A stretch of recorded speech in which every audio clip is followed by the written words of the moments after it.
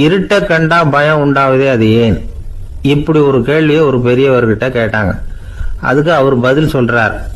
மனிதனுடைய ஆதிகால வாழ்க்கையில தொற்றிக்கொண்ட பயம் இது வேரூன்றி இருக்குது, இன்னமும் போகல.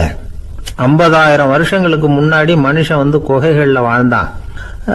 பகல்ல பயம் இருக்காது, ராத்திரியில மிருகங்கள் தாக்கும், கொல்லும், நிம்மதியா தூங்க கூட முடியாது. அதனால இந்த மனுஷனுக்கு இரவுன்னா மரணம், பயம் அப்படின்னு பழகி போச்சு. மனிதர்களுடைய எல்லா மனசையும் சேர்த்து மொத்தமா ஒரு மனசு உண்டு. மனிதர்களுடைய நினைவு இந்த மொத்த மனசுல பதிஞ்சிருக்கு, பரவுது. இந்த மொத்த மனசுல இருட்டு பற்றிய பயம் பதிந்து நீடிக்குது அப்படிங்கிறார் அவர். இந்த காலத்துல இரவை பகலாக்கிறதுக்கு எவ்வளவோ விளக்குகள்லாம் வந்தாச்சு.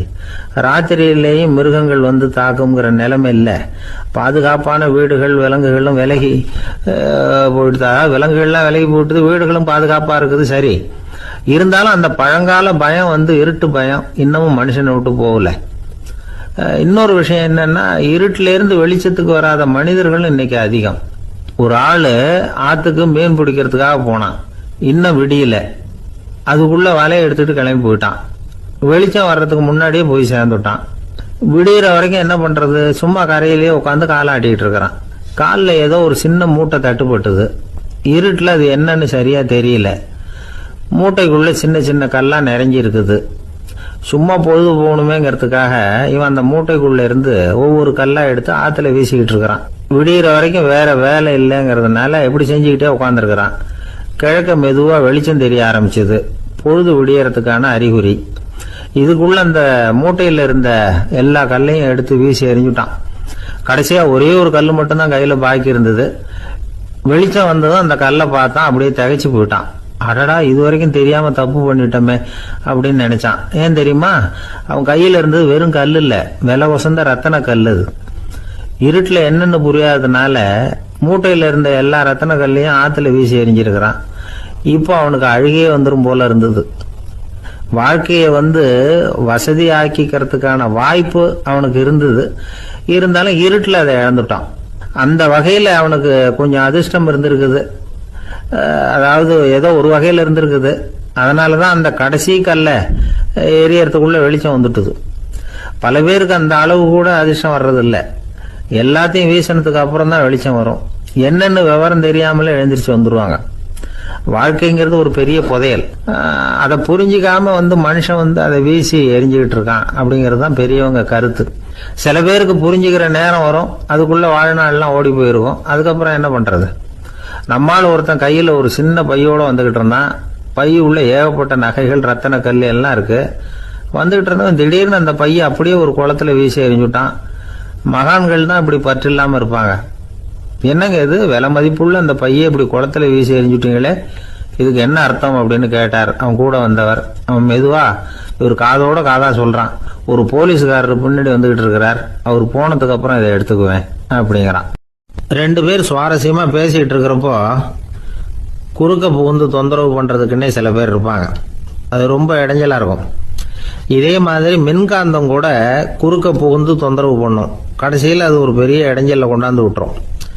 சில வீடுகளில் கேபிள் கனெக்ஷன் இல்லாம சில தனியார் டிவி காட்சிகள் தெரியும். அதுக்கு என்ன காரணம்னா இந்த மின்காந்த குறுக்கீடு தான் காரணம். இதைத்தான் சுருக்கமா EMI அப்படின்னு சொல்றாங்க. அதாவது எலக்ட்ரோ மேக்னெட்டிக் இன்டர்ஃபியரன்ஸ். இது ஏற்படக்கூடிய இடங்கள் எது எதுன்னு எடுத்துக்கிட்டா அது ஒரு பெரிய பட்டியலாவே போயிடும். இந்த EMI தொந்தரவு கேபிள் டிவியில மட்டும்தான் இல்லை, ராக்கெட் ஏவுதளத்தில் உள்ள ரேடார்கள், அங்க உள்ள சில சக்தி வாய்ந்த தொலைத்தொடர்பு சாதனங்கள், விமான தளங்களில் உள்ள ரேடார்கள், கப்பல் தளங்களில் பொருத்தப்பட்டிருக்கக்கூடிய சக்தி வாய்ந்த ஆண்டனாக்கள், இப்படி நிறைய சொல்லலாம். காவல் நிலையங்களில் பயன்படுத்தப்படுகிற வயர்லெஸ் தொடர்பு சாதனங்கள் கூட ஓரளவுக்கு இந்த மின்காந்த அலைகளை வெளியிடும். நம்ம வீட்டில் உட்காந்துக்கிட்டு ரேடியோ கேட்டுக்கிட்டு இருப்போம் அல்லது டிவி பார்த்துக்கிட்டு இருப்போம். அந்த சமயத்தில் பக்கத்து தெருவில் ஒரு மோட்டார் சைக்கிள் அல்லது காரு, குறிப்பாக பெட்ரோல் இன்ஜின், அது போகிறப்போ அதில் உள்ள மின்கலத்தில் அதாவது மேக்னெட்டோ பேட்டரியிலிருந்து வெளிப்படுகிற மின்காந்த அலை இங்கே டிவியிலையும் ரேடியோவிலையும் கரகரப்பு உண்டு பண்ணும். சரி, இது பெருசா என்ன இடைஞ்சல உண்டு பண்ணிட போகுது அப்படின்னு நாம அலட்சியமா நினைக்கலாம். வயசானவங்களுக்கு மறதி நோயின்னு ஒன்று வரும்ல, அல்ஷமீர், அதாவது மூளையில் உள்ள செல்கள் செயலிழந்து போயிடுறது. அது செய்ய வேண்டிய வேலையை மறந்துடும். மனைவியே எதிரில் நின்னா கூட உன்னை எங்கேயோ பார்த்தது மாதிரி தெரியுதே அப்படின்னு சொல்லிட்டு இருப்பாங்க. அப்படி ஒரு மறதி. இந்த விசித்திரமான நோய்க்கு இதுவரைக்கும் மருந்தே இல்லைன்னு வேற சொல்றாங்க. இந்த மைக்ரோ ஓவன் அப்படின்னு சொல்லக்கூடிய சமையல் அடுப்புகள் கூட மின்காந்த அலைகளை வெளியிடுது. சமயத்தில் சில தொழிற்சாலைகளில் கூட பெரிய விபத்துக்களை இந்த இஎம்ஐ உண்டு பண்ணிவிடும். இதை பற்றி தீவிரமாக சிந்திக்க ஆரம்பிச்சதே ஒரு விபத்துக்கு பிறகுதான். அமெரிக்காவுக்கும் வியட்நாமுக்கும் இடையில போர் நடந்தது. அந்த சமயம் அமெரிக்காவுக்கு சொந்தமான விமானம் தாங்கி கப்பல் ஒன்று வியட்நாமை தாக்கிறதுக்கு தயாரா ஏவுகணைகளோட கடல்ல நிறுத்தி வைக்கப்பட்டிருந்தது. தற்செயலா அந்த பகுதியில கப்பல் தொலைத்தொடர்பு பகுதிக்கு அருகில ஊடுருவிய இந்த சக்தி வாய்ந்த ரேடியோ அலைகள் ஏவுகணையில இருந்த மின்னணு சர்க்கியூட்டை பூர்த்தி செஞ்சு வச்சுட்டுது. அவ்வளவுதான், ஏவுகணை அங்கேயே வெடிச்சு செதறி போச்சு. 130 பேர் அந்த இடத்துலயே உடல் கருகி செத்து போட்டாங்க.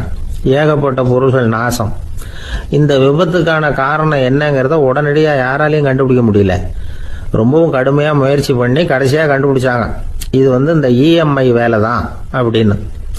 மின்னணு தொலைபேசிகள் இருக்கு. இதில் பேசும்பொழுது நம்ம காதை அதாவது செவியை ஊடுருவக்கூடிய மின்காந்த அலையானது மூளைக்கு போய் அங்கே மூளை கட்டிகளை உருவாக்க ஊக்கம் கொடுக்குது அப்படின்னு வேற கண்டுபிடிச்சிருக்கிறாங்க.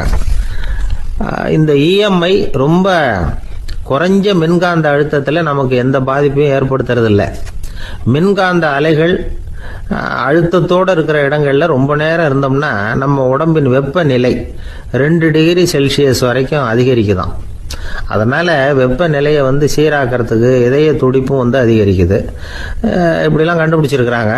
இப்பெல்லாம் இந்த மின்காந்த குறுக்கீடுகளை தடுக்கிறது எப்படி அப்படின்னு விஞ்ஞானிகள் யோசனை செய்ய ஆரம்பிச்சிருக்கிறாங்க. இந்த விஷயத்துல அலட்சியமா இருந்தோம்னா எதிர்காலத்துல நிறைய பேருக்கு இந்த ஞாபக மறதி நோய் வந்துடும். அப்புறம் அது ரொம்ப கஷ்டமா போயிடும். ஒரு குடும்ப தலைவர் தன் மனைவியை பார்த்து, யார் நீ, உன்னை எங்கேயோ பார்த்தது மாதிரி இருக்குதே அப்படின்னு சொல்லிட்டு இருந்தார். உடனடியாக அவரை போய் பார்த்தேன்.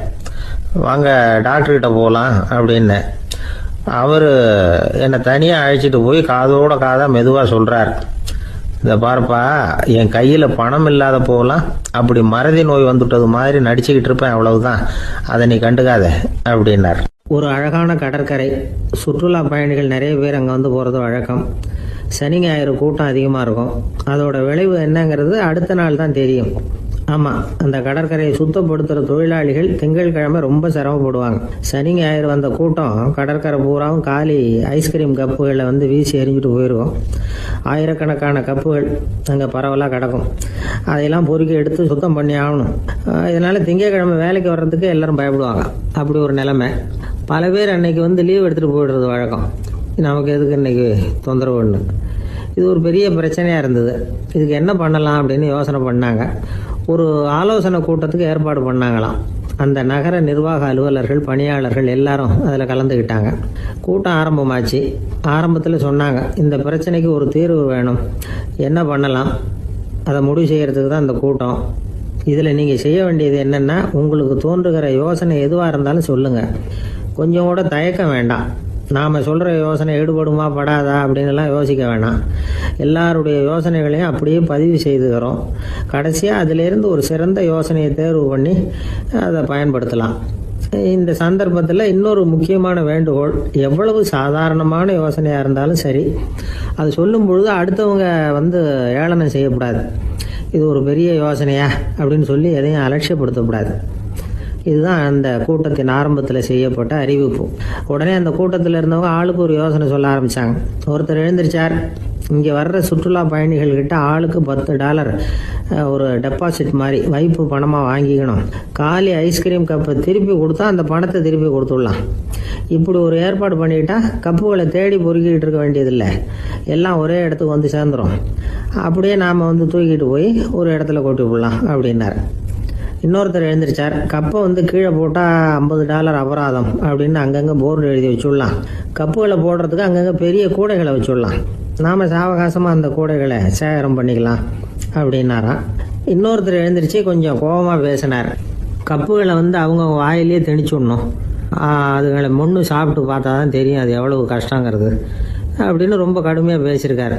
இது வேடிக்கையாக தெரிஞ்சாலும் இந்த யோசனையும் பதிவு செஞ்சுக்கிட்டாங்களாம். இப்படி பல யோசனைகள் கடைசியாக எல்லாத்தையும் படித்து பார்த்துட்டு பரிசீலனை பண்ணாங்க.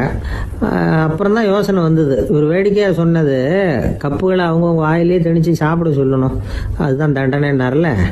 ஏன் அப்படி சாப்பிட்றது மாதிரியே கப்புகளை தயார் பண்ண என்ன அப்படின்னு சிந்திக்க ஆரம்பித்தாங்களாம். ஆகா, அதுதான் சரின்னு ஒரு முடிவுக்கு வந்தாங்க. அதுலேருந்து உருவானது தான் இந்த வேஃபர் கப்ஸ். ஐஸ்கிரீமை சாப்பிட்டு முடிச்சதும் கப்பையும் சாப்பிட்டுடலாம். கோன் ஐஸ்கிரீம் சாப்பிட்றோம்ல, அதுதான். அமெரிக்காவில் மியாமி கடற்கரையில் ரொம்ப காலமாக இருந்துக்கிட்டு வந்த குப்பை பிரச்சனைக்கு இப்படி தான் ஒரு தீர்வு வந்துதான். இதுலேருந்து நாம் புரிஞ்சிக்க வேண்டியது என்னென்னா, நாம் அன்றாட எத்தனையோ பிரச்சனைகளை சந்திக்கிறோம், அதுக்கெல்லாம் தீர்வு உண்டு. அது எங்கே ஒளிஞ்சிருக்குன்னு கண்டுபிடிக்கணும். அந்த அந்த யோசனையையும் நல்லா தீவிரமாக யோசிக்கணும். யார் என்ன யோசனை சொன்னாலும் அதை வந்து அலட்சியப்படுத்தக்கூடாது. அக்கறையோடு கவனிக்கணும், அதை யோசித்து பார்க்கணும். ஒரு அம்மா தன்னோட வீட்டுக்காரரை ஒரு மனநல மருத்துவர்கிட்ட அழைச்சிட்டு வந்தாங்களாம். டாக்டர், இவருக்கு கோன் ஐஸ்கிரீம் பிடிக்கல, பேப்பர் கப்பில் இருக்கிற ஐஸ்கிரீம் தான் வேணும்னு அடம் பிடிக்கிறார் அப்படின்னாங்களாம். அது ஒன்றும் தப்பு இல்லையேன்னாராம் டாக்டர். இதுக்கு அந்த அம்மா சொன்னாங்களாம், இவர் கப்பு ஐஸ்கிரீம் வாங்குறதுல தப்பு இல்லை டாக்டர், பிரச்சனை அது இல்லை. அப்புறம் வேற என்னன்னு கேட்டிருக்காரு. வாங்கினதும் ஐஸ்கிரீமை கீழே கொட்டிவிட்டு அந்த பேப்பர் கப்பை மட்டும் விரும்பி சாப்பிட்றார், அதனால தான் அவங்ககிட்ட அழைச்சிட்டு வந்தேன் அப்படின்னாங்களாம். ஒரு கணவன் மனைவி எப்போ பார்த்தாலும் அவங்க 2 பேருக்கும் இடையில சண்டை வந்துக்கிட்டே இருந்தது. இதில் என்ன ஆச்சரியங்கிறீங்களா? நான் அதுக்காக சொல்ல வரல, இது வேற விஷயம். அதாவது சண்டை போடாமல் இருக்கிறதுக்கு வழி சொல்கிற தகவல் இது. நான் சொன்ன அந்த கணவன் மனைவி எப்படின்னா, கணவன் ஒரு வார்த்தை சொன்னால் மனைவி கிட்டேருந்து 2 வார்த்தை பதிலாக வரும். இதுக்கு கணவன்கிட்ட இருந்து 4 வார்த்தை பதிலாக வரும். இப்படி வார்த்தைகள் பெருகி போய் கடைசியில் வம்புல வந்து முடியும். அந்த அம்மா பொறுத்து பார்த்தாங்க, அவங்களால தாக்கு பிடிக்க முடியல. பக்கத்து வீட்லேயும் ஒரு கணவன் மனைவி இருந்தாங்க, அவங்களுக்குள்ள சண்டை வர்றதில்லை. அது எப்படி அவங்களால மட்டும் சண்டை போடாமல் இருக்க முடியுது அப்படின்னு இந்த அம்மாவுக்கு ஆச்சரியம். ஒரு நாள் நேராக பக்கத்து வீட்டு அம்மாக்கிட்டே போய், ஏம்மா, நீங்கள் எப்படி கணவனும் மனைவியும் சண்டை போட்டுக்காமல் இருக்கிறீங்க, அது எப்படி முடியுது உங்களால் அப்படின்னு கேட்டாங்க. அதுக்குன்னு ஒரு மருந்து இருக்குது, அதை சாப்பிட்டா சண்டை வராது அப்படின்னாங்க அவங்க. சரிங்க, அந்த மருந்தை அவர் சாப்பிட மாட்டேன்னு சொல்லிட்டா என்ன பண்ணுறது அப்படின்னு கேட்டிருக்கிறாங்க இவங்க. அந்த மருந்து அவருக்கு இல்லைம்மா, உனக்கு தான் அப்படின்னாங்களாம் அவங்க. அப்படியா, அப்படின்னா கொடுங்க, ரொம்ப நல்லதாக போச்சு. அதை எப்படி சாப்பிட்றதுங்கிற விவரத்தையும் சொல்லுங்கள், எங்கே அது கிடைக்குங்கிறதையும் சொல்லுங்கள், வாங்கிக்கிறேன் அப்படின்னு கேட்டாங்களாம் இவங்க. வேறு எங்கேயும் போய் வாங்க வேண்டாம், என்கிட்டே இருக்க அந்த மருந்து அதில் கொஞ்சம் தர்றேன், வாங்கி வச்சுக்க. உன் வீட்டுக்காரர் உன்னோட சண்டையை ஆரம்பிக்கிறப்போலாம் நீ இந்த மருந்தில் 1 ounce வாயில் ஊற்றிக்கணும். அதை உடனே குடிச்சிடக்கூடாது, ஒரு 5 நிமிஷமாவது அது வாயில் இருக்கணும், அதுக்கப்புறம் குடிச்சுடலாம் அப்படின்னு சொல்லி ஒரு பாட்டில் மருந்தை இந்த அம்மா கிட்ட கொடுத்து அனுப்புனாங்களாம். மருந்தை எடுத்துக்கிட்டு இந்த அம்மா வீட்டுக்கு வந்திருக்கிறாங்க. வீடு பூட்டி இருந்ததுனால கணவன் வந்து வாசல்லையே காத்துக்கிட்டு இருக்கிறான். மனைவியை கண்டதும் சண்டை போட ஆரம்பிச்சிட்டான். வீட்டை பூட்டி விட்டு எங்கே போய் தொலைஞ்ச, எவ்வளோ நேரமாக ஒரு மனுஷன் வாசல்லையே காத்துட்டு கிடக்கிறது அப்படி இப்படின்னு கத்த ஆரம்பிச்சிட்டான். மனைவி இதுக்கு பதிலே சொல்லலை. அந்த அம்மா பேசாமல் வீட்டை திறந்தாங்க, சமையல் அறைக்குள்ளே போனாங்க, 1 ounce மருந்தை வாயில் ஊற்றிக்கிட்டாங்க. அன்னைக்கு சண்டை வந்து மேற்கொண்டு வளரவே இல்லை, நின்றுட்டுது. மருந்து பரவாயில்லை. அதுக்கப்புறம் பல சந்தர்ப்பங்களில் சண்டை வரும் போல் இருக்கிற போலாம் இந்த மருந்து அதை நிறுத்தியிருக்கு. பிரமாதமான மருந்தாக இருக்குது இதை கொஞ்சம் அதிகமாகவே வாங்கி வீட்டில் வச்சுக்க வேண்டியது தான் அப்படின்னு முடிவு பண்ணிட்டு இந்த அம்மா மறுபடியும் பக்கத்து வீட்டு அம்மாக்கிட்ட போனாங்க. எவ்வளவு விலையானாலும் சரி, நான் காசு கொடுத்து வாங்கி வச்சுக்கிறேன், எந்த கடையில் இருக்குது இந்த மருந்து சொல்லுங்க அப்படின்னு கேட்டாங்க. இந்த மருந்துக்கு விலையே கிடையாதுங்க, இலவசமாகவே கிடைக்கும்னாங்களாம் அவங்க. அது எப்படி விலையில்லாமல் இதை விற்க முடியுது அப்படின்னு கேட்டாங்களாம் இவங்க. அது மருந்தாக இருந்தால் தானே விலை வைக்கிறதுக்கு, அது வெறும் தண்ணி தானே அப்படின்னாங்களாம். வெறும் தண்ணியாக சண்டையை நிறுத்துது அப்படின்ட்டு இருக்காங்க இவங்க. அது சண்டையை நிறுத்தலை, உன்னோட மௌனம் தான் சண்டையை நிறுத்துது. நீ வாயில் தண்ணியை வச்சுக்கிறதுனால எதிர்த்து பேசுறதில்ல, அதனால் உன்னுடைய கணவர் கோபம் வந்து சாந்தமாயிடுது அப்படின்னாங்களாம் அவங்க. இந்த கதையிலேருந்து சண்டையை நிறுத்துற மருந்து எதுன்னு தெரிஞ்சுக்கிட்டோம் இல்லையா. ஒருத்தர் என்ன பண்ணார், பாட்டிலில் வந்து தண்ணியை ஊற்றி வச்சுக்கிட்டு அவர்கிட்ட வர்றவங்களுக்கெல்லாம் இதை சிபாரிசு பண்ணலாம்னு நினச்சிக்கிட்டு உட்காந்துருந்தார். ஒரு அம்மா வந்தாங்க. இதை கேட்டுவிட்டு இதையே ஒரு மருந்து மாதிரி கொடுக்கலாம்ங்கிறது அவர் முடிவு. அதனால் பாட்டிலில் தண்ணி அடித்து வச்சுக்கிட்டு அதில் கலருக்காக என்னத்தையோ ஒரு ஜீரகம் அது மாதிரி எதையாவது கலந்து வச்சுக்கிட்டு ஒரு மருந்து மாதிரி ஒரு பாவனையில் வச்சுக்கிட்டு உட்காந்துருக்காரு. யாராவது வீட்டில் சண்டைன்னா என்கிட்ட வாங்க மருந்து தரேன்னு. ஒரு அம்மா வந்தாங்க, எனக்கும் என் வீட்டுக்காரருக்கும் அடிக்கடி சண்டை வருதுங்க அப்படின்ட்டு இருக்காங்க. கவலைப்படாதம்மா, நான் ஒரு மருந்து தரேன்னு சொல்லி வீட்டுக்குள்ளே போய் ஒரு பாட்டில் எடுத்து வந்து கொடுத்தாரு. பாட்டிலில் இருக்கிறது என்னங்கிறத சொல்லிவிட்டா அது பேரில் மரியாதை வராது இல்லையா, அதனால் சொல்லலை. அந்த அம்மா வாங்கிட்டு போனாங்க. 4 நாள் கழித்து திரும்பி வந்தாங்க. என்னம்மா வீட்டில் சண்டை நின்று போச்சான்னு கேட்டிருக்காரு இவர். அங்கே நின்று போச்சுங்க, இப்போ உங்ககிட்ட ஆரம்பமாக போகுதுன்னாங்களாம். என்னம்மா அப்படின்ட்டுருக்காரு அவர் பயந்து போய். பின்ன என்னங்க, நீங்கள் என்ன மருந்து கொடுத்துருக்குறீங்க என்னங்க அப்படின்னாங்களாம் கோவமாக. அது வெறும் தண்ணி தானே அப்படின்ட்டுருக்காரு இவர். தண்ணியா இது, நல்லா பாருங்கள் அப்படின்னு அந்த பாட்டிலில் நீட்டினாங்களாம். இவர் வாங்கி பார்த்துருக்காரு. அப்புறம் தான் விஷயம் புரியுது அவருக்கு. இவர் கை தவறுதலாக அவங்க வீட்டில் இருந்த மண்ணெண்ணெய் பாட்டில் எடுத்து அவர்கிட்ட கொடுத்துருக்குறாங்க. அப்புறம் என்ன ஆகும், சண்டை வராமல். நமக்கு முன்னாடி நமக்கு வேண்டிய ஒருத்தர் ஒரு கிளாஸில் நமக்கு பழச்சாறு கொண்டாந்து வைக்கிறாருன்னு வச்சுக்கோங்க. உடனே நாம் என்ன பண்ணுவோம், எடுத்து கிடுகிடுன்னு சாப்பிட்ருவோம் அடுத்தவங்க யாரும் வர்றதுக்குள்ள. அதை விட்டுட்டு அதை கொண்டாந்து வச்சவர்கிட்டயே அதோட விலை என்ன அப்படி இப்படின்னு நான் கேட்டுக்கிட்டு இருப்போம். நாம் கேட்க மாட்டோம். ஆனால் காந்திஜி அப்படி கேட்டாராம். எப்போ தெரியுமா, 1935. அந்த வருஷம் மே மாதத்தில் ஒரு நாள் காந்திஜி டெல்லியில் இருக்கிறார். அப்போ அவருக்கு 2 டம்ளர் மாம்பழச்சாறு கொண்டாந்து கொடுக்குறாங்க. அதை வாங்குறார். இதோட விலை என்ன அப்படின்னு கேட்டார் காந்திஜி. யாருக்கிட்ட கேட்டாருன்னா மனுபென் காந்திகிட்ட கேட்குறார். அவங்க தான் கொண்டாந்து கொடுக்குறாங்க. காந்திஜிக்கு உதவி செய்கிறதுக்காக அவர் கூடவே இருந்தவங்க அவங்ககிட்ட தான் கேட்குறாரு. காந்திஜி சும்மா வேடிக்கைக்காக இப்படி கேட்குறாருன்னு நினச்சிட்டாங்க அந்த அம்மா. அதுவும் இல்லாமல் அதோட விலையை கேட்டால் காந்திஜி நிச்சயமாக அதை சாப்பிட மாட்டார் அப்படிங்கிற பயம் வேறு. அதனால் அந்த அம்மா பதில் எதுவும் சொல்லாமல் கம்முன்னு இருந்துட்டாங்க. கொஞ்ச நேரம் ஆச்சு. அந்த பழச்சாறு வச்ச இடத்துல அப்படியே இருக்குது, வச்ச இடத்துல வச்சபடியே இருக்குது. காந்திஜி அதை சாப்பிடவே இல்லை. மனுபென் காந்தி பார்த்தாங்க. மெதுவாக காந்திஜிக்கிட்ட போய் அதை சாப்பிடுங்களேன் அப்படின்னாங்க. பழச்சாறு விலை என்னன்னு கேட்டேன், அதுக்கு பதில் இல்லை. அது முதல் தப்பு. பதிலை எதிர்பார்த்திருந்தும் அதை பற்றி விசாரிக்கலை, அது 2வது தப்பு. இப்படி 2 தப்புகளை பண்ணிவிட்டு என்கிட்ட வந்து இதை சாப்பிடுங்கன்னு சொன்னால் அது எப்படி அப்படின்னு கேட்டாராம் காந்திஜி. மனுபென் காந்தி என்ன சொல்கிறதுன்னு தெரியாமல் திகைச்சு போய் நின்றுக்கிட்டு இருந்தாங்க. காந்திஜி தொடர்ந்து சொன்னாராம், இப்போ என் முன்னாடி வச்சிருக்கிற இந்த பழச்சாறு விலை சுமாராக ஒரு ₹1/2 இருக்கும். அது அந்த காலத்து மதிப்பு. இந்த பழச்சாறு இல்லாமல் கூட என்னால் இருக்க முடியும். ஆனால் அவசியமான பொருள்களை வாங்கிறதுக்கு கூட சக்தி இல்லாத மக்கள் இந்த நாட்டில் நிறைய பேர் இருக்கிறாங்க. அப்படி இருக்கிறப்போ எனக்கு என்னத்துக்கு இந்த விலை உயர்ந்த பானம்? இதை இப்போ நான் சாப்பிட்டா என் உடம்பு வேணும்னா ஆரோக்கியமாகலாம், ஆனால் என் மனசு அமைதி அடையாது. எனக்கு என்னுடைய உடல் ஆரோக்கியத்தை விட மன ஆரோக்கியம்தான் முக்கியம். அதனால் இதை நான் சாப்பிட மாட்டேன், எடுத்துகிட்டு போயிடு அப்படின்னாராம்.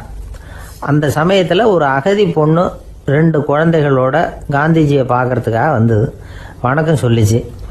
காந்திஜி உடனே தனக்கு முன்னாடி இருந்த பழச்சாற்றை எடுத்து அந்த பொண்ணுக்கிட்டையும் குழந்தைகள்கிட்டையும் கொடுத்து சாப்பிட சொன்னார். அவங்க அதை வாங்கி ரொம்ப சந்தோஷத்தோடு சாப்பிட்டாங்களாம். அதை பார்த்த காந்திஜி முகத்தில் ஒரு புன்னகை, ஒரு பரவசம், ஒரு திருப்தி. அவர் மனசு நிறைஞ்சி இருந்தது. அப்போ அவர் சொன்னாராம், ஆண்டவன் எனக்கு எப்பவும் சரியான சமயத்தில் கை கொடுப்பாருங்கிறது அதுக்கு இதுதான் அத்தாட்சி.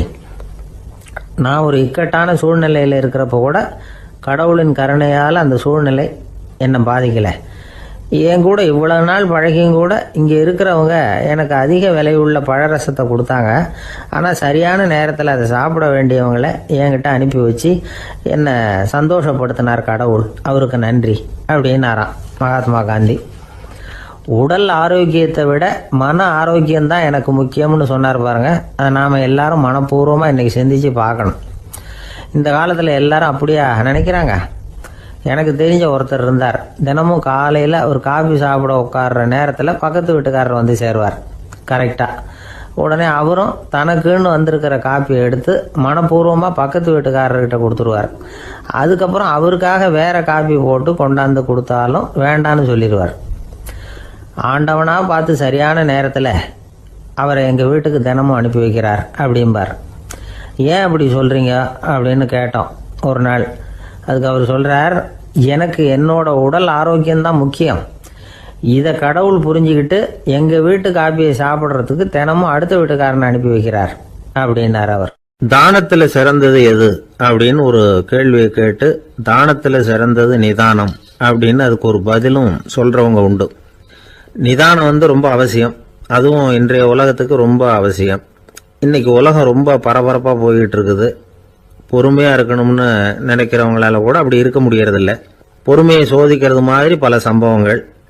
அதையெல்லாம் சந்திச்சே தீர வேண்டி இருக்குது. எங்க போனாலும் கியூல நிக்க வேண்டி இருக்குது. எங்க போனாலும் காத்துக்கிட்டு இருக்க வேண்டியிருக்கு. ஆபீஸ்லயோ வீட்லயோ கூட நீங்க நிதானமா பொறுமையா நடந்துக்க தெரியலன்னா உங்களுக்கு சிடுமூஞ்சி, முசுடு இப்படிலாம் பேர் வச்சிருவாங்க. அது உங்களுக்கு தேவையா? சரி, வாழ்க்கையில் பொறுமைசாலின்னு பேர் வாங்கறதுக்கு என்ன வழி? முதல் பாயிண்ட், நீங்க நினைக்கிறது, எதிர்பார்க்கறது, செய்யறது எல்லாமே 100% கரெக்டா நடக்கணும்னு ஆசைப்படக்கூடாது.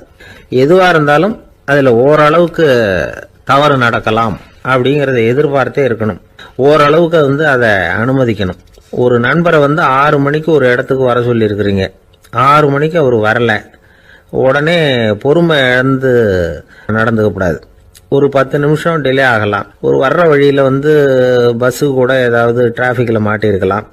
அதெல்லாம் எதிர்பார்த்தே கொஞ்சம் காத்திருக்கிறதுல ஒன்றும் தப்பு இல்லை. சில சமயம் டிலே ஆகிறது கூட நல்லதா முடியும். ஒரு பஸ்ஸை தவற விட்டுட்டு ஐயோ கொஞ்சம் ஒரு 2 நிமிஷம் முன்னாடி வந்திருந்தா பிடிச்சிருக்கலாமே அப்படின்னு தவிச்சுக்கிட்டு இருப்பாங்க சில பேர். அடுத்தபடியா வர்ற பஸ் நேரடியா நீங்க போக வேண்டிய இடத்துக்கே கொண்டு போய் விடுற பஸ்ஸா கூட இருக்கலாம். அது உங்களுக்கு முன்னாடி தெரியாதுல்ல. சில நெருக்கடியான சூழ்நிலைகளை தமாஷா எடுத்துக்கிறதுக்கு பழகிக்கணும். சில இடங்களுக்கு போறப்ப காத்திருக்கிறதுக்கு நம்ம மனசை தயார்படுத்திக்கிட்டே போகணும். ஒரு ரயிலுக்கோ பஸ்ஸுக்கோ அல்லது விமானத்துக்கோ கப்பல் பிரயாணத்துக்கோ போறப்போ அங்க போய் நீங்க மணிக்கணக்கில் கூட காத்துக்கிட்டு தான் இருக்கணும். புறப்படுற நேரம் கூட மாறலாம். நீங்க போய் சேர்ந்ததும் அது உடனே புறப்படணும்னு கட்டாயமா என்ன? அது மாதிரி சமயத்துல படிக்கிறதுக்குன்னு சில சுவாரஸ்யமான புத்தகங்களையும் கையில் எடுத்துக்கலாம். உங்களை சுத்தி எவ்வளவோ சுவாரஸ்யமான சம்பவங்கள் நடந்துகிட்டு இருக்குதுல்ல, அதையெல்லாம் வேடிக்கை பாருங்க. எதுக்காக காத்துக்கிட்டு இருக்கிறோமோ அந்த காரியத்துல உண்மையாவே நமக்கு ஒரு அக்கறை இருந்தா நமக்கு போர் அடிக்காது. சில கோயில்களில் பார்த்துருப்பீங்க, தரிசனத்துக்காக பக்தர்கள் நாள் கணக்கில் காத்துக்கிட்டு இருப்பாங்க. அவங்களெலாம் அழுத்துக்கிறது இல்லை. ஆண்டவனை தரிசிக்கணுங்கிற உண்மையான அக்கறை இருக்கிறதுனால அவங்களுக்கு போர் அடிக்கிறது இல்லை. ஆனால் சில சினிமா தியேட்டரில் கூட பார்க்கலாமே, சினிமா கியூ கூட அப்படிதான். சாயந்தரம் 6 மணி ஆட்டத்துக்கு காலம்பரம் 6 மணிக்கே போய் கூட காத்துக்கிட்டு இருப்பாங்க. அவங்களுக்கெல்லாம் போர் அடிக்காது, படம் பார்க்குற ஆர்வம். இன்னொரு முக்கியமான விஷயத்த நாம் பழக்கப்படுத்திக்கணும். லிவ் ஃபார் தி மூமெண்ட் அப்படிங்கிறாங்க நிபுணர்கள். ரொம்ப பேர் எப்படின்னா அடுத்தபடியாக நடக்க போகிற விஷயத்திலேயே கவனமாக இருப்பாங்க. அந்த நினைப்புலேயே இந்த நிமிஷத்தை பொறுமை இல்லாமல் கழிப்பாங்க. ஒருத்தர் இருக்கார், அவர் எப்படின்னா ஆஃபீஸ் முடியறதுக்குள்ளேயே சார் 5 மணிக்கெல்லாம் ரெடியாக இருங்க, நாம் அந்த ஹோட்டலில் போய் டிஃபன் சாப்பிட்ணும் அப்படின்னு 4 மணிலேருந்து சொல்லிகிட்டு இருப்பார். 4:55 பரபரப்பாக ஓடி வருவார். 2 பேரும் புறப்படுவோம், ஹோட்டலுக்கு போவோம், சாப்பிட்டுக்கிட்டு இருப்போம். அப்படி சாப்பிட்டுட்டு இருக்கிறப்ப சார் சாப்பிட்டு முடிச்சதும் நேராக ஒரு ஜவுளி கடைக்கு போகிறோம் அப்படிம்பார். பரபரக்க சாப்பிட்டு முடிப்பார், புறப்படுவார். ஜவுளி கடையில் அவசரமாக சீக்கிரம் பில் போடுங்க சார், சினிமாவுக்கு நேரம் ஆகிடும்பார். சினிமா தியேட்டரில் உட்காந்து அடுத்தபடியாக எங்கே டின்னர் சாப்பிட்றதுன்னு யோசனை பண்ணிகிட்டு இருப்பார். ராத்திரி படுக்கையில் விழுந்ததுக்கு அப்புறமும் நாளைக்கு காலையில் எழுந்திரிச்சதும் அதை பண்ணணும் இதை பண்ணணும்னு திட்டம் போட்டுக்கிட்டே இருப்பார். அதாவது எப்பவும் அடுத்த நிமிஷம், அடுத்த நாள், அடுத்த வாரம், அடுத்த வருஷம், இதுதான் அவங்க சிந்தனை. இந்த நிமிஷம் என்ஜாய்மெண்ட்டை அவங்க இழந்துடுறாங்களாம். அதனால தான் வாழ்நாள் பூரா பொறுமையின்மை, அவஸ்தை, அல்லல். அதனால நாம் எல்லாரும் வாழ்க்கையில் நிதானமாக இருக்கிறதுக்கு கற்றுக்கணுமா. அதுக்காக இந்த நிதானத்துக்கு வேற விதமான அர்த்தம் பண்ணிக்கக்கூடாது. ஒருத்தர் அப்படித்தான் ஒரு தடவை அவருடைய குதிரை காணாமல் போயிட்டு தான். அதுக்காக அவர் கவலைப்படல, நிம்மதியாக இருந்தார், சந்தோஷமாக இருந்தார். என்ன சார் இது, உங்கள் குதிரை திருட்டு போயிட்டுதுங்கிறீங்க, நீங்கள் கவலைப்படாமல் இருக்கிறீங்களே அப்படின்னு கேட்டாங்களாம். அதுக்கு அவர் சொல்லியிருக்கார், நல்ல வேலை சார், கட்டியிருந்த குதிரை காணாமல் போயிருக்குது. நான் அது மேலே உட்காந்துருக்கிற சமயம் அது காணாமல் போயிருந்ததுன்னா, திருட்டு போயிருந்ததுன்னா நானும் சேர்ந்துல காணாமல் போயிருப்பேன் அப்படின்னாராம். எவ்வளவு நிதானமான ஆள் பாருங்க. ஒரு நாள் காலை நேரம் ஒரு குரு படுக்கையை விட்டு எழுந்திருக்கிறார். உடனே சீடர்களை பார்த்து எல்லாரும் இப்படி வாங்கங்கிறார். எல்லாரும் வர்றாங்க வேகமாக. என்னங்க வேணும் உங்களுக்கு அப்படிங்கிற மாதிரி எல்லாரும் குருவை பார்த்தாங்க பயபக்தியோட. குரு அந்த சீடர்களை பார்த்து, இதை பாருங்க, இப்போ நான் ஒரு சிக்கலான விவகாரத்தில் மாட்டிக்கிட்டு இருக்கிறேன். அதை நீங்கள் தீர்த்து வச்சா நல்லதுன்னார். சீடர்களுக்கு ஒன்றும் புரியல. என்ன இது இவர் இப்படி சொல்கிறாரு, நமக்கு உள்ள எல்லா விவகாரங்களையும் தீர்த்து வைக்கிறவர் நம்ம குருநாதர், அவருடைய விவகாரத்தை நாம் தீர்த்து வைக்கிறதா, ஆச்சரியமாக இருக்குதே, குருநாதருக்கே சிக்கலா அப்படின்னு யோசனை பண்ண ஆரம்பித்தாங்க.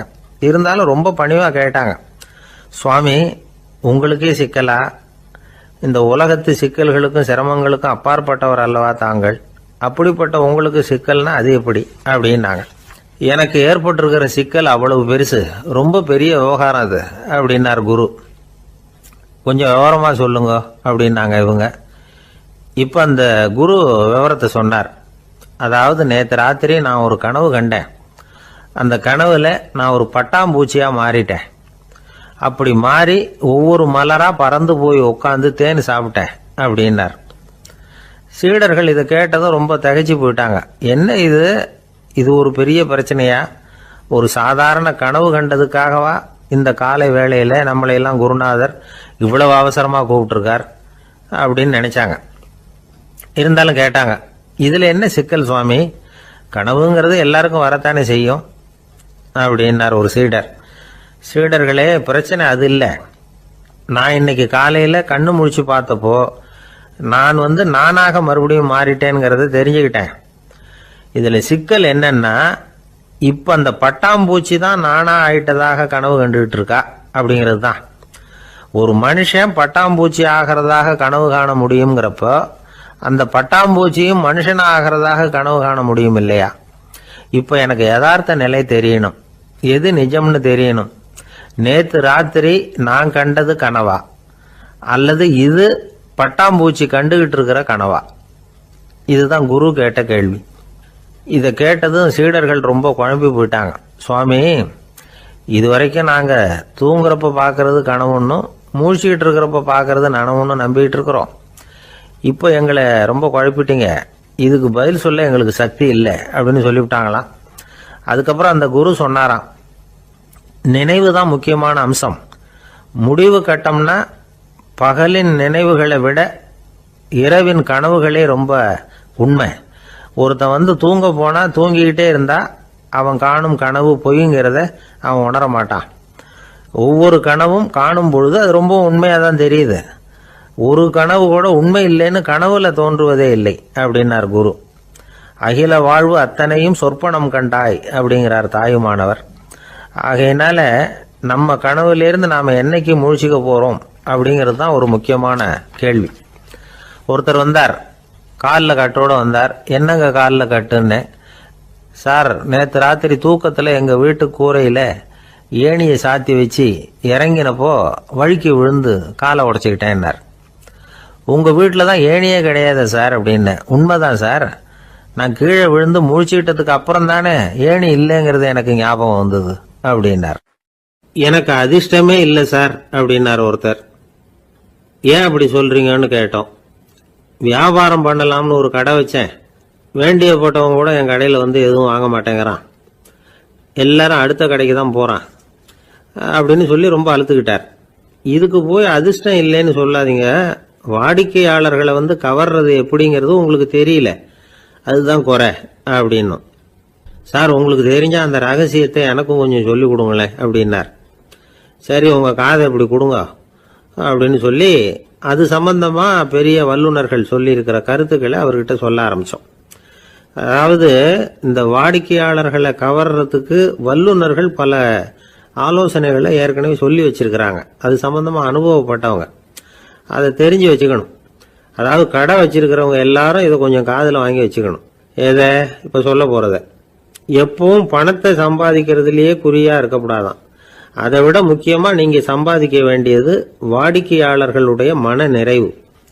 வர்றவங்க திருப்தியோடு போகணும், அது முக்கியம். அதில் கவனமாக இருக்கணும்.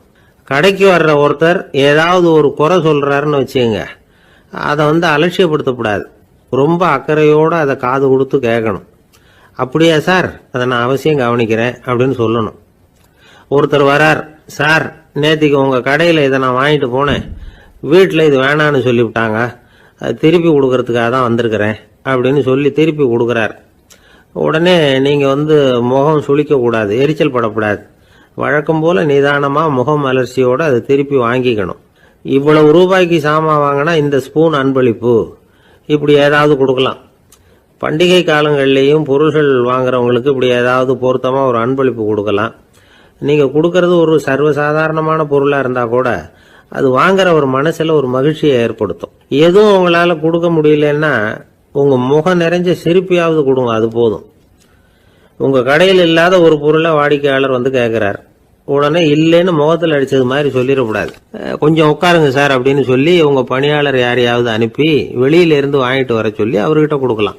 சில பேர் உங்க கடைக்கு வரும்பொழுது அவங்க வீட்டு குழந்தைகளையும் கூப்பிட்டுக்கிட்டு வர்றாங்கன்னு வைங்க. நீங்க என்ன செய்யணும்னா அந்த குழந்தைகளை முதல்ல கவனிக்கணும். அது கண்ணத்தை கிள்ளணும், அதுகிட்ட விளையாடணும், அதுக்கு ஏதாவது மிட்டாய் பிஸ்கட் எதையாவது கொடுத்து அது கவனத்தை கவரணும். அதுக்கப்புறம் பெரியவங்களை கவனிக்கலாம். உங்க கடையில வேலை செய்யற பணியாளர்கள் சுத்தமா இருக்கணும். சிரிச்ச முகம், சுறுசுறுப்பு, இது ரெண்டும் அவங்களுக்கு தேவை. அழுது வடிஞ்சிக்கிட்டு இருக்கக்கூடாது. அப்புறம் இன்னொரு விஷயம், அதிகமா பொருள் வாங்குற ஒருத்தர்கிட்ட அதிக மரியாதையாகவும் குறைச்சலா பொருள் வாங்குறவர்கிட்ட வேற விதமாகவும் நடந்துக்க கூடாது. எல்லாருக்கிட்டையும் சமமா நடந்துக்கணும். 5 ரூபாய்க்கு வாங்கினாலும் சரி, 500 ரூபாய்க்கு வாங்கினாலும் சரி, அவங்க கிட்ட நீங்க காட்டுற மரியாதையில வித்தியாசம் இருக்கக்கூடாது. எல்லாத்துக்கும் மேல உங்க கடையில ஒரு பொருள் வாங்கினா அது உண்மையானதா இருக்கும், தரமுள்ளதா இருக்கும் அப்படிங்கிற நினைப்பு ஜனங்களுக்கு வரணும். அதனால தரமான பொருளையே நீங்க உங்க கடையில வச்சிருக்கணும். இது வரைக்கும் நான் சொன்னதையெல்லாம் கவனத்துல வச்சுக்கிட்டு நீங்க கடையை ஆரம்பிச்சீங்கன்னா வியாபாரம் பிச்சுக்கிட்டு போகும். அப்படி போகலன்னா அதுக்கப்புறம் கேளுங்க. ஏன்னா இந்த யோசனைகள்லாம் அனுபவப்பட்டவங்க சொல்லியிருக்கிற யோசனைகள். இந்த யோசனைகள்ல நீங்க எச்சரிக்கையா இருக்க வேண்டிய ஒரு விஷயம் உண்டு. அது என்னங்கிறதையும் தெரிஞ்சு வச்சுக்கிறது நல்லது. என்னுடைய நண்பர் ஒருத்தர் வந்தார். சார், உங்க யோசனையை கேட்டதுனால நான் ஒரு அறை வாங்கினது தான் மிச்சம்னார். என்ன ஆச்சுன்னு கேட்டேன். எங்க கடைக்கு ஒரு பெரிய அம்மா குழந்தைய தூக்கிட்டு வந்தாங்க சார். உங்க யோசனைப்படி அந்த குழந்தையோட கண்ணத்தை கிள்ளணும்னு முயற்சி பண்ணினேன். திடீர்னு அந்த நேரம் பார்த்து அந்த குழந்தை தலையை குனிஞ்சுக்கிட்டுது. என் கை குழந்தையோட கண்ணத்துக்கு பதிலா அது தூக்கிட்டு வந்தவங்க கண்ணத்தை கிள்ளிவிட்டுது. அதுதான் அப்படி ஆயிட்டுது அப்படின்னார் கண்ணத்தை தடவிக்கிட்டே. திபேத் நாட்டுல புத்த மடாலயங்கள் நிறைய உண்டு. அதுக்கு ஒரு தலைமையகமும் உண்டு. அது இந்த திபேத் தலைநகரம் லாசாவில் இருக்குது. ரொம்ப காலத்துக்கு அப்பால அதை பற்றியெல்லாம் நிறைய விவரங்கள் எழுதி வச்சிருக்கிறாங்க. அது இப்போவும் நமக்கு கிடைக்குது. அதாவது ரொம்ப தூரத்துக்கு அந்தாண்ட மலைகளுக்கு நடுவில் ஒரு கிளை மடாலயம். அந்த மடத்தின் தலைவருக்கு வயசாயிட்டு தான். அதனால தலைமை பொறுப்பை வேற ஒருத்தர்கிட்ட ஒப்படைக்கலாம் அப்படின்னு முடிவு பண்ணாராம். உடனே ஒரு லாமாவை கூப்பிட்டார். அவர் மூலமா தலைமை மடாலயத்துக்கு செய்தி அனுப்புனார், பொருத்தமான வாரிசு ஒருத்தரை அனுப்பி வைக்கும்படியாக. அந்த வாலிப லாமா புறப்பட்டார். காடு மேடெல்லாம் நடந்து போறார். ரொம்ப நாள் கழிச்சு தலைமை பீடத்தை அடைஞ்சார். தலைமை குரு கிட்ட விவரத்தை சொன்னார். தகுதியான ஒருத்தரை அனுப்பி வச்சா அழைச்சிட்டு போறேன் அப்படின்னார். சரி, நாளைக்கு காலையில் நீங்க அவங்க எல்லாரையும் அழைச்சிட்டு போகலாம்னார் அவரு. அவங்க எல்லாரையுமா? அங்க தேவைப்படுறது ஒருத்தர் தானே அப்படின்னார் இவர். ஆமான்னார். அப்புறம் ஏன் எல்லாரையும் அழைச்சிட்டு போக சொல்றீங்கன்னார். அது இப்போ உனக்கு புரியாது. நான் ஒரு 100 பிக்குகளை அனுப்புறேன், அதாவது பிட்சுகளை. அவ்வளவு பேரையும் அங்க வச்சு சமாளிக்க முடியாது அப்படின்னாரு இவரு. இருந்தாலும் இப்ப அந்த தலைமை குரு என்ன சொன்னார்னா, அதை பத்தி கவலைப்படாத, நான் 100 பேரை அனுப்புறேன். அதுல 99 பேர் வழியிலேயே காணாம போடுவாங்க, ஒருத்தன் மட்டும்தான் வருவான். அவனும் அங்க சேர்ந்துட்டானா நீ ரொம்ப கொடுத்து வச்சவன் அப்படின்னார். இவருக்கு ஒன்றும் புரியல. இருந்தாலும் மறுநாள் அந்த வாலிப லாமா 100 பேரை அழைச்சிக்கிட்டு புறப்பட்டார். போற வழியிலேயே பல பேர் அங்கங்க பிச்சுக்கிட்டு போயிட்டாங்க. அவர் சொன்னது மாதிரியே. வழியில அவங்க ஊர்கள் இருந்தது தான் காரணம். அப்பா அம்மாவை பார்த்துட்டு வரேன் அப்படின்னு கொஞ்சம் பேர் போனாங்க. சொந்த பந்தத்தை பார்த்துட்டு வரேன் அப்படின்னு கொஞ்சம் பேர். ஒரு வாரம் ஆச்சு. இப்ப மிஞ்சினது 10 பேர் தான். வழியில ஒரு நகரம். அங்க சில பிட்சுக்கள் சந்திச்சாங்க. எங்க மடத்து தலைவர் இறந்துட்டார், உங்கள யாராவது ஒருத்தர் எங்களுக்கு தலைவராக முடியுமா அப்படின்னு கேட்டாங்க. 10 பேரும் தயார். அதுல ஒருத்தரை அழைச்சிட்டு அவங்க போயிட்டாங்க. இன்னொரு ஊர்ல சில பேர் வந்தாங்க, வழி மறிச்சாங்க. நில்லுங்க, எங்க மன்னர் மகளுக்கு திருமணம், அதை நடத்தி வைக்க 3 லாமாக்கள் தேவை அப்படின்னாங்க. இப்படி கொஞ்சம் கொஞ்சமா எல்லாரும் காலி. கடைசியில 2 பேரும் மிஞ்சினாங்க. அங்க ஒரு இளம்பெண் எதிரில் வந்தா. எங்கள் அப்பா வேட்டைக்கு போயிருக்கிறாரு, இன்னும் திரும்பி வரல. வீட்டில் வேற யாரும் இல்லை, தனியாக இருக்க பயமாக இருக்கு. யாராவது ஒருத்தர் எனக்கு துணையாக இருக்கணும் அப்படின்னு கேட்டுக்கிட்டா. எங்கள் 2 பேரில் நீயே ஒருத்தரை தேர்ந்தெடுத்துக்கோ, இல்லைன்னா எங்களுக்குள்ள சண்டை வந்துடும் அப்படின்னாங்க. இப்போ மிஞ்சினவர் ஒருத்தர், அவருக்கும் ஒரு சோதனை வந்தது. ஒரு தர்க்கவாதி எதிரில் வந்தான், உன்னோட வாதம் பண்ணணும்னா. இவனோட வாதம் பண்ணுறேன், அது முடிய ரொம்ப காலம் ஆகலாம். தர்க்கத்தில் நான் ஜெயிச்சா அங்கே வரேன், இல்லைன்னா இவருடைய சீடனை ஆயிடுவேன் அப்படின்னார் அவர். கடைசியாக அழைக்க வந்த வாலிபலாமா மட்டும் வெறும் கையோடு திரும்பி போனார். அங்கே இருந்த வயசான மடாதிபதி கேட்டார், எத்தனை பேர் அங்கேருந்து புறப்பட்டீங்கன்னார். என்னையும் சேர்த்து 101ன்னார் அவர். நல்லது, நீயாவது திரும்பி வந்திய, அதுதான் எனக்கு போதும். ஏன்னா நீ தான் எனக்கு உண்மையான வாரிசு. அந்த 100 பேரில் யாரும் வரமாட்டாங்க அப்படின்னார் அவர். ஏன்னா அவருக்கு தெரியும் இவர் ஒருத்தர் தான் திரும்பி வருவாருங்கிறது. திபேத்தில் ஒரு பழங்கால பழமொழி உண்டாம், 100 பேர் செல்லலாம், எப்பொழுதாவது ஒருவன் அபூர்வமாக அடைய வேண்டிய இடத்தை அடைவான். இதுதான் அந்த பழமொழி. ஒரு உன்னதமான இலக்கை அடையணும்னா அது அவ்வளவு சுலபமான காரியம் இல்லை. இந்த காலத்து மடாலயம் ஒன்று, அதில் ஒரு தலைவர், அவருக்கு வயசாயிட்டுது, தனக்கு ஒரு வாரிசை நியமிக்கணும் அப்படின்னு ஆசைப்பட்டார். ரொம்ப கஷ்டப்பட்டு ஒருத்தரை பிடிச்சார், தனக்கு வாரிசா நியமிச்சுட்டு அவர் சமாதி ஆயிட்டார். புதுசாக பொறுப்பேற்றுக்கிட்டவர் அப்படியே உட்காந்துருந்தார். அவரை தேடிட்டு பத்திரிகை நிருபர்கள்லாம் வந்தாங்க, கேட்டாங்க. அவர் உங்கள் பொறுப்பில் அவர் பெரியவர் விட்டுட்டு போன இது எவ்வளவு சுமாராக தேரும், எவ்வளவு விட்டுட்டு போனார் அப்படின்னு கேட்டிருக்கிறாங்க. அது என்ன ஒரு 50 லட்சம் இருக்கும் அப்படின்னாராம். அவ்வளவும் பணமா அப்படின்னு கேட்டிருக்காங்க. இல்லைங்க, கடன் அப்படின்னாராம் இவர். ஒரு காடு, அங்கே புத்தர் அவர் பாட்டுக்கு நடந்து போய்கிட்டே இருக்கிறார். அவருக்கு பின்னாடி ஒரு குரங்கு, அதுவும் தொடர்ந்து வந்துக்கிட்டே இருக்குது. புத்தர் திரும்பி பார்த்தார். குரங்கு அப்படியே குதிச்சு உயர எழும்பி ஒரு கிளையில் போய் உக்காந்துது. ஏன் இப்படி பண்ணுறேன்னு கேட்டார் புத்தர். என்னை சாதாரணமாக நினைக்க வேணாம், நான் மகாமந்தி, என்னால் எல்லாம் முடியும், முடியாதுங்கிற வார்த்தையே என்னுடைய அகராதியில் கிடையாது, என்ன வேணும்னாலும் செய்வேன் அப்படின்னுது. அப்படின்னா ஒரு பந்தயம் வச்சுக்கலாமான்னாரு இவர். ஓ, வச்சுக்கலாமேன்னுது. வேற ஒன்றும் இல்லை, இப்போ நீ மேலே எழும்பி அந்த கிளையில் உட்காந்தது மாதிரி அங்கேருந்து தாவி என் உள்ளங்கையில் உட்காரணும், அவ்வளவுதான் அப்படின்னார். அப்படி உட்காந்துட்டா என்ன பரிசு அப்படின்னு கேட்டது அது. சொர்க்கத்தில் இருக்கிற மாமன்னன் மரகத சக்கரவர்த்தியை என்னோட இருக்கும்படியாக கூப்பிட்டுக்கிறேன். அந்த சமயத்தில் அவருடைய அரியணை அங்கே காலியாயிடும், நீ அதில் போய் உட்காந்துக்கலாம். பந்தயத்தில் தோத்துட்டா ஒரு கல்ப காலம் இந்த பூமியில் வாழ வேண்டியிருக்கும், அதுக்கு பிறகு தான் என்கிட்ட வர முடியும், என்ன சொல்கிற அப்படின்னார். குரங்குக்கு தாவறது ஒரு பெரிய காரியமா? இது எனக்கு ரொம்ப சாதாரண விஷயம், என்ன இப்போவே தாவட்டுமா அப்படின்னுது. சரின்னு சொல்லி உள்ளங்கையை நீட்டினார். அவருடைய கை தாமரை இலை அளவுக்கு அப்படியே விரிஞ்சுது. குரங்கு சௌரியமாக உட்கார்றதுக்காக. குரங்கு தாவறதுக்கு தயாராச்சு. அதுக்கு முன்னாடி ஒரு சின்ன யோசனை அதுக்கு. இந்த கிளையிலேருந்து அந்த கைக்கு தாவறது எனக்கு ரொம்ப அற்பமான ஒரு வேலை, இது ரொம்ப சாதாரணம், என்னுடைய கௌரவத்துக்கு இது சரியாக இருக்காது. அதனால் நான் என்ன பண்ண போகிறேன்னா, இங்கேருந்து கிளையிலேருந்து அப்படியே உயர எழும்ப போகிறேன். எழும்பி மேல் உலகம் போய் அங்கே ஒரு சுற்றி விட்டு அதுக்கப்புறம் அங்கேருந்து நேராக இந்த கையில் உட்கார போகிறேன் அப்படின்னு நினச்சது. என்ன யோசிக்கிற அப்படின்னார் புத்தர். ஒன்றும் இல்லை, இந்த பாயிரம் பார் அப்படின்னு சொல்லி தாவி உயர போயிட்டுது. கொஞ்ச நேரத்தில் வான உலகத்துக்கே போய் சேர்ந்துட்டுது. அங்கே போய் பார்த்தா அங்கே ஒரு 5 பளிங்கு தூண்கள் இளம் சிவப்பு நிறத்தில் நின்றுக்கிட்டு இருக்குது. குரங்கு நினச்சிக்கிட்டது, புத்தர்கிட்ட போய் இந்த பளிங்கு தூண்களை பார்த்தோம்னு சொன்னால் அப்படியே திகைச்சு போயிடுவார், இந்த தூணில் ஏதாவது அடையாளம் செஞ்சுட்டு போகணும் அப்படின்னு அந்த இடத்துல மிதந்துக்கிட்டே நினச்சிது. உடனே ஒரு தூணில் எழுதிச்சு. என்ன எழுதிச்சுன்னா, ஒரு மகா ஞானி இங்கே வந்துட்டு போகிறார் அப்படின்னு எழுதிச்சு. எழுதிவிட்டு அப்படியே கீழே தாவி புத்தரோட உள்ளங்கையில் உட்காந்துது. எப்படி பார்த்தீங்களா என்னுடைய வேலை? வான உலகத்துக்கே போய் அங்கே இருக்கிற 5 பளிங்கு தூண்களை பார்த்துட்டு அதில் நான் வந்த விவரத்தை எழுதி வச்சுட்டு அதுக்கப்புறம் இங்கே வந்திருக்கிறேன் அப்படின்னுது ரொம்ப பெருமையாக. அப்படியா அப்படின்னார் புத்தர். ஆமாம், சந்தேகமாக இருந்தால் வாங்க, அழைச்சிட்டு போய் காட்டுறேன் அப்படின்னு அந்த குரங்கு.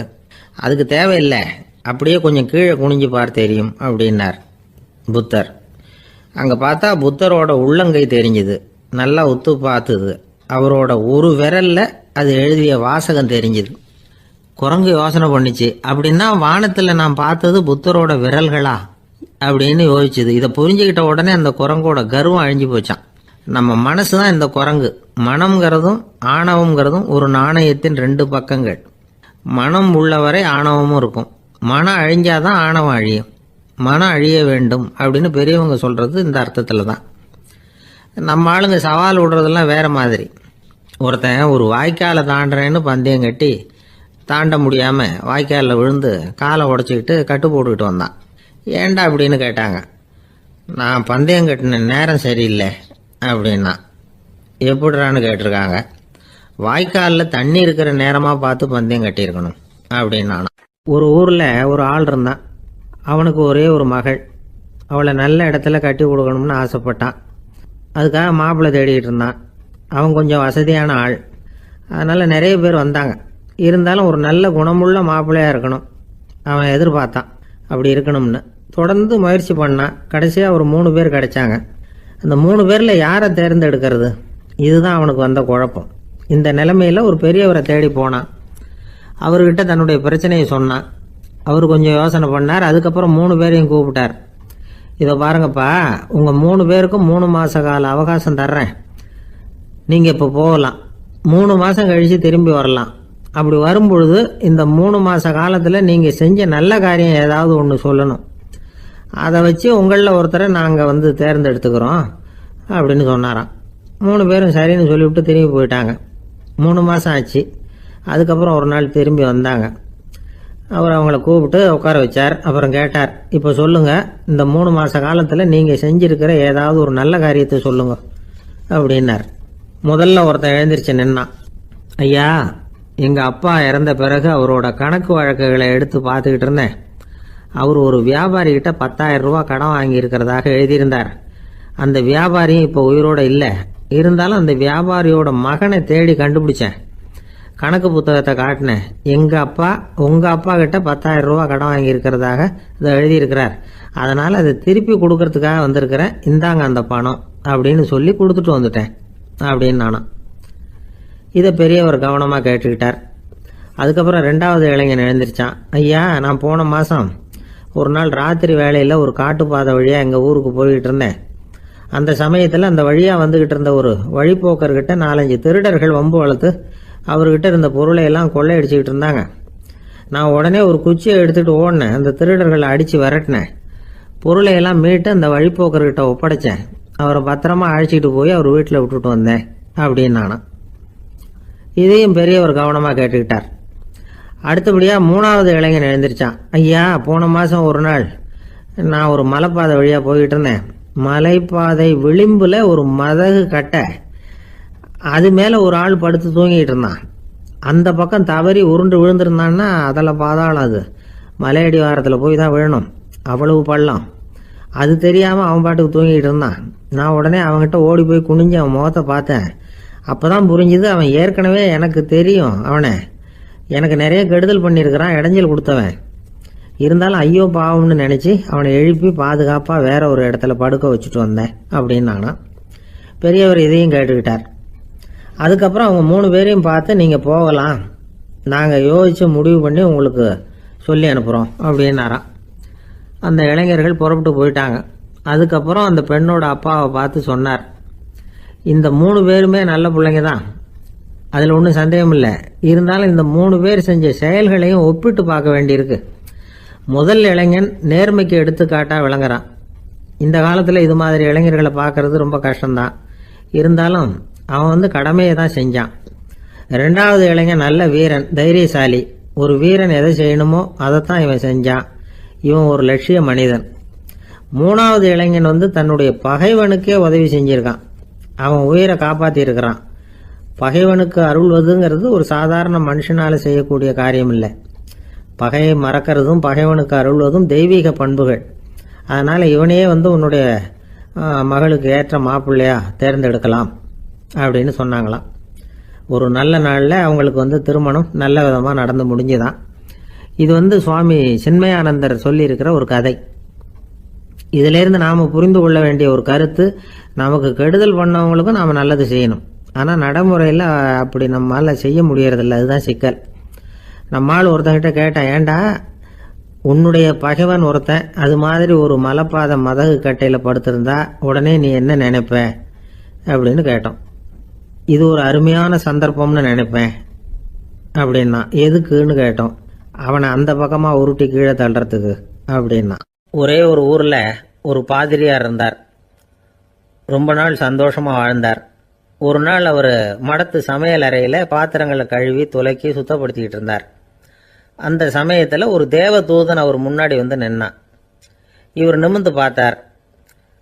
ஆண்டவர் என்னை உங்ககிட்ட அனுப்பியிருக்கிறார், பரலோகத்தில் வாசம் செய்யறதுக்கு உங்களுக்கு நேரம் வந்துட்டுது அப்படின்னு அந்த ஆள். ஆண்டவருக்கு என்னோட ஞாபகம் வந்ததுக்கு நன்றி. ஆனாலும் இப்போ இங்கே நீயே பாரு, எவ்வளவு பாண்டங்கள் பாக்கி இருக்கு, இவ்வளவையும் நான் சுத்தப்படுத்த வேண்டியிருக்கு. நான் நன்றி கெட்டவனாக இருக்க விரும்பலை. இந்த பணியை முடிக்கிற வரைக்கும் என்னுடைய பரலோக வாழ்வை தள்ளி வைக்க முடியுமா? நீ என்ன நினைக்கிற அப்படின்னு கேட்டார். தேவதூதன் தனக்கே உரிய விவேகத்தோட அன்போட பாதிரியாரை பார்த்தான். சரி, என்ன செய்யலாம்ங்கிறத அப்புறம் சொல்கிறேன் அப்படின்னு சொல்லிவிட்டு புறப்பட்டு போயிட்டான். ஒரு நாள் அந்த பாதிரியார் தோட்டத்தில் உள்ள களைகளை எல்லாம் ஒரு களை கொத்தியால் கொத்தி களை எடுத்துக்கிட்டு இருக்கிறார். அந்த சமயத்தில் இந்த தேவதூதன் மறுபடியும் அவர் முன்னாடி நிற்கிறான். பாதிரியார் பார்த்தார். இதை பாரு, இந்த தோட்டம் பூராவும் எவ்வளவு களை மண்டி கிடக்கு, பரலோகம் கொஞ்ச காலம் எனக்காக பொறுத்திருக்கலாம்னு நீ நினைக்கிறியா அப்படின்னு கேட்டார். தேவதூதன் சிரிச்சுக்கிட்டே மறுபடியும் மறைஞ்சிட்டான். மறுபடியும் அவர் களை எடுக்கிறது, தானிய களஞ்சியத்துக்கு வர்ணம் பூசுறது, இப்படிப்பட்ட வேலைகளில் ஈடுபட்டிருக்கார். இன்னொரு நாள் ஒரு மருத்துவமனையில் நோயாளிகளை கவனிச்சுக்கிட்டு ரொம்ப தீவிரமாக இருக்கிறார் அந்த பாதிரியார். ஒரு நோயாளியோட தாகத்துக்கு தண்ணீர் கொடுத்துட்டு நிமிர்ந்து பார்க்குறப்போ தேவதூதன் மறுபடியும் அவர் முன்னாடி நிற்கிறான். இந்த தடவை பாதிரியார் தன்னலமற்றவராக பேரன்பை காட்டக்கூடிய வகையில் தன்னுடைய 2 கைகளையும் உயர்த்தியபடி தேவதூதனின் கவனத்தை பிணியால் வாடக்கூடிய நோயாளிகளின் பக்கம் திருப்பினாராம். தேவதூதன் ஒன்றும் சொல்லலை, மறைஞ்சிட்டான். அன்னைக்கு சாயந்தரம் பாதிரியார் மடத்தில் உள்ள தன்னுடைய அறைக்கு போய் இளைப்பாறினார். யோசிச்சு பார்த்தார். தேவதூதனையும் தேவதூதனின் விருப்பத்தையும் பல நாள் தள்ளி போட்டு வந்ததையும் அவர் ரொம்ப நினச்சி பார்த்தார். திடீர்னு தான் முதுமை அடைகிறதையும் சோர்வு அடைகிறதையும் உணர்ந்தார். ஆண்டவரை நினைச்சார். ஆண்டவரே, உம்முடைய தூதனை மறுபடியும் என்கிட்ட அனுப்புனா நான் சந்திக்கிறதுக்கு ஆவலாக இருக்கேன் அப்படின்னு சொல்கிறப்பவே தேவதூதன் பக்கத்தில் நின்னான். பாதிரியார் நிமிர்ந்து பார்த்தார். நீ இப்போவே என்னை அழைச்சிக்கிட்டு போக விரும்பினா நான் பரலோகத்துக்கு வர்றதுக்கு தயாராக இருக்கேன்னார். தேவதூதன் அந்த பாதிரியாரை அன்போடவும் விவேகத்தோடவும் பார்த்து, நீங்கள் என் கூட பரலோகத்துக்கு வர்ற தயாராக இருக்கிறதா சொல்கிறீங்க, ஆனால் நீங்கள் இது வரைக்கும் வேற எங்கே இருந்ததா நினைக்கிறீங்க அப்படின்னு நானும். அப்படின்னா இது வரைக்கும் இருந்த இடம் தான் பரலோகம் அப்படிங்கிறத உணர்த்தியிருக்கிறான். பரலோகம்னா என்னன்னு புரிஞ்சுக்கிறதுக்கு இந்த சம்பவம் நமக்கு உதவியாக இருக்குது. தொண்டு செய்கிறத விட பெரிய செயல் வேற எதுவும் இருக்க முடியாது. அது நம்ம மனசுக்கு கொடுக்குற சுகத்தை வேற எதுவும் கொடுக்க முடியாது. நாம் தொண்டு செய்கிற இடம் தான் அந்த புண்ணிய இடம். ஆனால் இந்த காலத்துல எல்லாம் நாம் தொண்டு செய்யணும்னு நினச்சி ஏதாவது ஆரம்பித்தா கூட அதை ஒரு மாதிரியாக சுற்றி நின்று வேடிக்கை பார்க்க ஆரம்பிச்சிடுறாங்க. ஒரு பெரியவர் அப்படித்தான் ஒரு தொண்டு செஞ்சுக்கிட்டு இருந்தார். ஒரு கோவில் கட்டிக்கிட்டு இருந்தாங்க.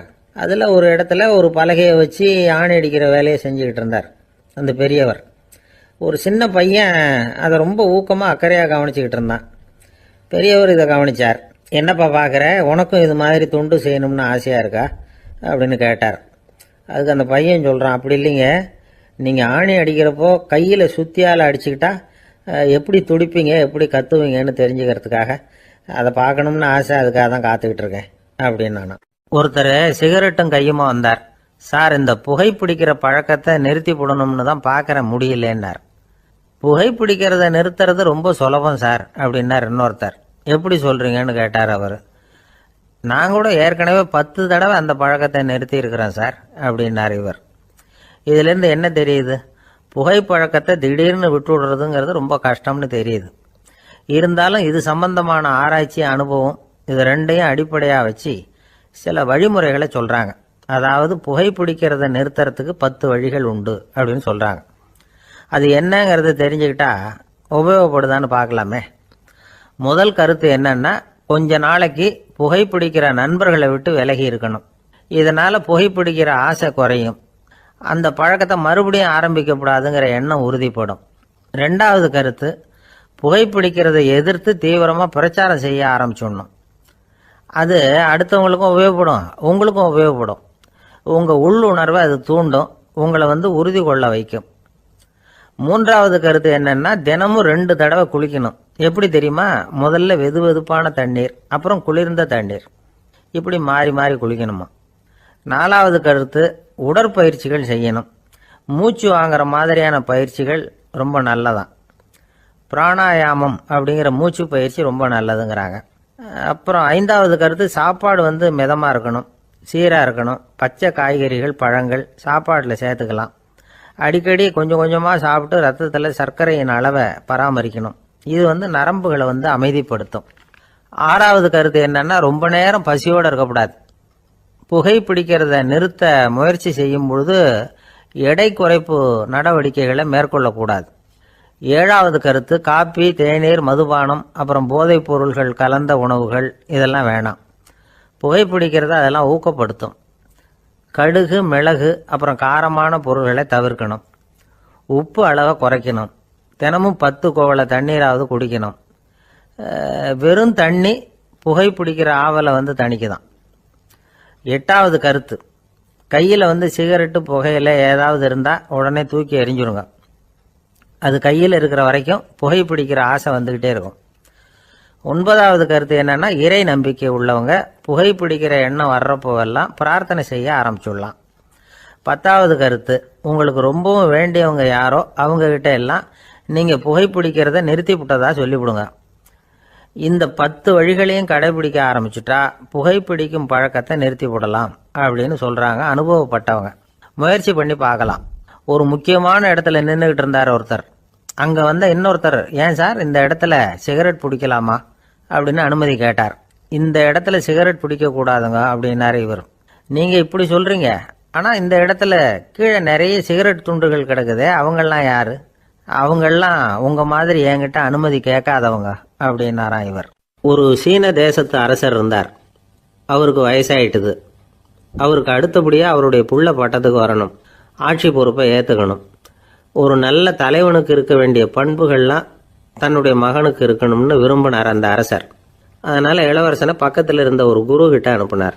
இளவரசன் அவர்கிட்ட போய் சேர்ந்தான். அந்த குரு என்ன பண்ணார் தெரியுமா? இவனை பார்த்து சொன்னார், இதை பாருப்பா, நீ என்ன பண்ணுற, இப்போவே பக்கத்தில் இருக்கிற காட்டுக்கு போ, நடு காட்டில் போய் ஒரு இடத்துல உட்காந்துக்கோ. அங்கே என்னென்ன சத்தம்லாம் உன் காதில் விழுதுன்னு கவனிச்சு கேளு. உன் காதில் விழுந்த ஓசைகள் என்னென்னங்கிறத என்கிட்ட சொல்லு, அதுதான் எனக்கு தெரியணும், உனக்கு வேலையும் அதுதான் அப்படின்னு சொல்லி அனுப்பி வச்சுட்டார். இளவரசன் காட்டுக்கு போனான். குரு சொன்னபடியே ஒரு இடத்துல உட்காந்து கவனித்து கேட்டான். அதுக்கப்புறம் குரு கிட்ட திரும்பி வந்தான். என்னென்ன சத்தம்லாம் கேட்ட அப்படின்னு கேட்டார் குரு. குருவே, காட்டில் நான் பறவைகள் சத்தம்லாம் கேட்டேன், மிருகங்களின் ஓசையையும் கேட்டேன், இதை தவிர இடி, மின்னல், மழை இதுகளோட சத்தத்தையும் கேட்டேன் அப்படின்னா. குரு யோசனை பண்ணார், நீ இன்னமும் சரியாக கேட்கல, அதனால் மறுபடியும் காட்டுக்கு போ, கொஞ்ச நாள் தங்கியிருந்து கேட்டுட்டு வா அப்படின்னார். இளவரசனுக்கு ஒன்றும் புரியல. இருந்தாலும் குருவின் கட்டளையாச்சே, மறுக்க முடியுமா? உடனே அவன் மறுபடியும் காட்டுக்கு போனான். ஒரு இடத்துல உட்காந்தான். கொஞ்ச நேரம் உன்னிப்பாக கவனித்து கேட்டான். சில நாள் கழித்து குரு கிட்ட திரும்பி வந்தான். குருவே, இந்த தடவை சில துல்லியமான சத்தங்களை எல்லாம் கேட்டான். தேனீ பறக்கிற சத்தம், நீரோடையின் மெல்லிய ஓசை, இதெல்லாம் கேட்டேன்னா. குரு சிரிச்சார். நீ மறுபடியும் காட்டுக்கு போ, இன்னும் சில நாள் அங்கே இரு, முழுமையாக கவனமாக கேட்டுக்கிட்டு வா அப்படின்னு சொல்லி அனுப்பி வச்சுட்டார். இளவரசனுக்கு குழப்பம் அதிகமாயிட்டுது. ஒன்றுமே புரியல. மறுபடியும் காட்டுக்கு போனான். மௌனமாக ஒரு இடத்துல உட்காந்துட்டான். அப்படியே தியானத்தில் ஆழ்ந்துட்டான். சில நாளில் அவனுக்கு இதுவரை கேட்காத ஓசைகள்லாம் கேட்க ஆரம்பிச்சிட்டுது. இதைத்தான் நான் கேட்கணும்னு என்னுடைய குரு எதிர்பார்த்துருக்கிறாருங்கிறத புரிஞ்சுக்கிட்டான். உடனே குரு கிட்ட ஓடனான். குருவே, இந்த தடவை காதுகளுக்கு கேட்க முடியாத சில ஓசைகளை கூட என்னால் உணர முடிஞ்சுது. பூ மலருகிற ஓசை, சூரியனால் பூமி சூடாகிறப்போ எழுகிற ஓசை, காலை பனித்துளி இந்த புல்லுலாம் குடிக்கிற ஓசை, இது எல்லாம் என்னால் நல்லா கேட்க முடிஞ்சுது அப்படின்னா. குருவுக்கு இப்போதான் திருப்தி ஏற்பட்டுதான். இளவரசனை பார்த்து சொன்னார், இதை பாருப்பா, இப்போதான் நாட்டை ஆளுகிற தகுதி உனக்கு வந்திருக்குது அப்படின்னு சொல்லி அதுக்கு விளக்கமும் கொடுத்தாராம். எந்த அரசன் தன்னுடைய மக்களின் இதயம் பேசுகிற மௌன மொழியை, மௌன வார்த்தைகளை கேட்குறானோ அவன்தான் ஆள தகுதி உள்ளவன். எந்த அரசன் தன்னுடைய மக்களின் உணர்ச்சிகளை உண்மையாக உணர்றானோ அவன்தான் முதன்மையான அரசன். போலி வார்த்தைகளை மட்டும் கேட்டுட்டு பல மௌன ராகங்களை காதில் வாங்கிக்காதவன் அரசனே இல்லை. எந்த நாட்டில் எப்போ ஒரு அரசன் தன்னுடைய மக்களின் உணர்ச்சிகளை கேட்க மறுக்கிறானோ அன்னையிலிருந்தே அந்த நாடு அழிய தொடங்குது அப்படின்னு அர்த்தம். இதுதான் அந்த குரு இளவரசனுக்கு போதிச்சது. வாயால் பேசுறத மட்டும் கேட்டு ஏமாறக்கூடாது, உணர்ச்சிகளையும் கேட்கறதுல தான் மனப்பக்குவம் உண்டாகும். மக்கள் உணர்ச்சிகளை புரிந்து கொள்ளாத அரசர்கள் நீடிச்சிருக்க முடியாது. அது மாதிரி நாடுகளில் அடிக்கடி குழப்பம் தான் உண்டாகும். அப்படி இருந்தால் அடிக்கடி ஆட்சி மாறிக்கிட்டு இருக்கும். அப்படிப்பட்ட ஒரு தேசம், அங்கே ஒரு சிறைச்சாலையில் 3 கைதிகள் பேசிக்கிட்டு இருந்தாங்க. ஒருத்தன் சொன்னான், நான் இந்த நாட்டு ராஜாவை எதிர்த்து பேசிக்கிட்டு இருந்தேன், அதனால் என்னை பிடிச்சி கொண்டாந்து இங்கே போட்டுட்டாங்க அப்படின்னா ஒருத்தன். இன்னொருத்தன் சொன்னான், நான் இந்த நாட்டு ராஜாவை ஆதரித்து பேசிக்கிட்டு இருந்தேன், அதனால் என்னை பிடிச்சி கொண்டாந்து இங்கே தள்ளிவிட்டாங்க அப்படின்னா. அது சரி, நீ என்ன தப்பு பண்ண அப்படின்னு சொல்லி 3வது ஆளை பார்த்து இவங்க கேட்டாங்க. அதுக்கு அந்த ஆள் சொல்கிறான், நான் தான் இந்த நாட்டு ராஜா அப்படின்னானா. திருநெல்வேலி மாவட்டத்தில் கோவில்பட்டிக்கு பக்கத்தில் உள்ள ஊர் கடம்பூர். காமராசர் முதலமைச்சராக இருந்த காலம். கடம்பூரில் ஒரு பள்ளி சீரமைப்பு மாநாடு நடக்குது. அந்த பக்கத்தில் உள்ள பள்ளிக்கூடம்லாம் அதில் கலந்துக்குது. கண்காட்சி வேற, ஊர் பூரா விழா கோலம். மறுநாள் மாநாடு நடக்க போகுது. ஆனால் முதல் நாளே மழை பிடிச்சிக்கிட்டுது. மறுநாளும் அது விடாமல் பேஞ்சிக்கிட்டு இருக்குது. காமராசர் காலையிலேருந்து பல்வேறு நிகழ்ச்சிகளில் கலந்துக்கிட்டு சாயந்தரமாக கடம்பூருக்கு வந்து சேர வேண்டியவர். மழை பேஞ்சிக்கிட்டு இருக்கிறதுனால நிகழ்ச்சி ரத்தாயிடுமோ என்னமோ அப்படின்னு எல்லாரும் சந்தேகப்பட்டுக்கிட்டு இருக்கிறாங்க. அவர் கோவில்பட்டி பயணிகள் விடுதியில் இருக்கிறார். கடம்பூர்லேருந்து சில பேர் போய் அவரை சந்திக்கிறாங்க. மழை பெஞ்சிக்கிட்டு இருக்குதே, என்ன செய்யலாம் அப்படின்னு கேட்குறாங்க. மழை பெஞ்சா நல்லது தானே, அதுக்காக மாநாட்டை எதுக்காக ரத்து செய்யணும்? ஆசிரியர்கள் எவ்வளவு கஷ்டப்பட்டு ஏற்பாடு பண்ண மாநாடு, கட்டாயம் வந்துடுறேன் அப்படின்னாராம் காமராசர். உடனே புறப்பட்டார். மழையை பொருட்படுத்தாத மக்கள் கூட்டம், அது கலையாமல் காத்துக்கிட்டு இருக்கிறாங்க அவ்வளோ பேரும். தலைவர் வந்துட்டார்னு தெரிஞ்சது ஜனங்களுக்கு ஏகப்பட்ட உற்சாகம். ஜனங்கள் அவ்வளவு உற்சாகமாக வரவேற்றாங்க. மாநாடு ஆரம்பமாச்சு. மலர் மாலைகள் மலை மாதிரி குவிய ஆரம்பிச்சுட்டுது. வரிசையாக ஒவ்வொரு கல்வி நிலையம் சார்பாகவும் வரவேற்பு பத்திரம் வாசித்து கொடுக்குறாங்க. என்ன வாசிக்கிறாங்கங்கிறத காமராசர் கூர்ந்து கவனிக்கிறார். ஏகப்பட்ட புகழ் மொழிகள், ரொம்ப பாராட்டி புகழ்ந்து என்னென்னமோ வாசிச்சுக்கிட்டு இருக்கிறாங்க. கொடை வள்ளலே, குணக்குன்றே, மலையே, கடலே, இப்படி தமிழ் மொழியில் பாராட்டுறதுக்கு எத்தனை வார்த்தைகள் உண்டோ அத்தனையும் அதில் சேர்த்துருக்குறாங்க. காமராசர் பொறுமை இழந்துட்டார். போதும் போதும், உங்கள் எல்லாரையும் பார்த்து 2 வார்த்தை பேசிவிட்டு போகிறதுக்காக தான் நான் வந்திருக்கிறேன். எல்லாரும் மழையில் சிரமப்பட்டு நின்றுட்டு இருக்கிறீங்க, இப்படி என்ன புகழ்ந்து படிச்சுக்கிட்டே இருந்தா எப்படி அப்படின்னாராம். அதுக்கப்புறம் பேசி முடிச்சிருக்கிறார். மாநாட்டு நிகழ்ச்சிகள் முடிஞ்சதும் இன்னொரு நிகழ்ச்சியில் கலந்துக்கிறதுக்காக புறப்பட்டாராம். ஒரு திறந்த ஜீப்பில் அவரை ஊர்வலமாக அழைச்சிக்கிட்டு போயிருக்கிறாங்க. தெருவில் 2 பக்கமும் ஏகப்பட்ட கூட்டம். அங்கங்கே ஜீப்பை நிறுத்தி ரோஜா மாலை, ஜருக மாலை இப்படி போட்டுக்கிட்டே இருக்கிறாங்க. அதையெல்லாம் அப்படி அப்படியே வாங்கி அங்கங்கே நின்றுக்கிட்டு இருந்த குழந்தைகள்கிட்டையும் தாய்மார்கள்கிட்டையும் கொடுத்துக்கிட்டே போகிறார். அந்த சமயத்தில் கூட்டத்துக்கு அப்பால் ஒரு பெரியவர் கையில் ஒரு மல்லிகை சரத்தோடு நின்றுட்டு இருக்கிறார். அவரால் முண்டி அடிச்சுக்கிட்டு முன்னால் வர முடியல. காமராசர் இதை கவனிக்கிறார். அவ்வளவுதான், உடனே நிறுத்தப்பா வண்டிய அப்படிங்கிறார். ஜீப்பு நிற்கிது. டிரைவரை பார்த்து, அதோ பார், அங்கே ஒருத்தர் நிற்கிறார் பார், அவரை இங்கே அழைச்சிட்டு வா அப்படின்னாராம். கூட்டம் வழி விடுது. அந்த பெரியவரை கிட்டத்தில் அழைச்சிட்டு வர்றாங்க. காமராசர் அவரை பார்த்து, வாங்க வாங்க, நல்லா இருக்கீங்களா அப்படின்னு சத்தம் போட்டு உற்சாகமாக விசாரிக்கிறாராம். பெரியவர் கண்களில் கண்ணீர், பேச்சு வரல. மல்லிகை சரத்தை அவருக்கு போடுறார். கொஞ்ச நேரம் அவர்கிட்ட பொறுமையாக பேசிக்கிட்டு இருந்துட்டு அவரை அனுப்பி வைக்கிறார் காமராசர். பெரியவர் போனதுக்கு அப்புறம் காமராசர் பக்கத்தில் இருந்தவங்க கிட்ட சொல்கிறார் அந்த பெரியவரை பற்றி.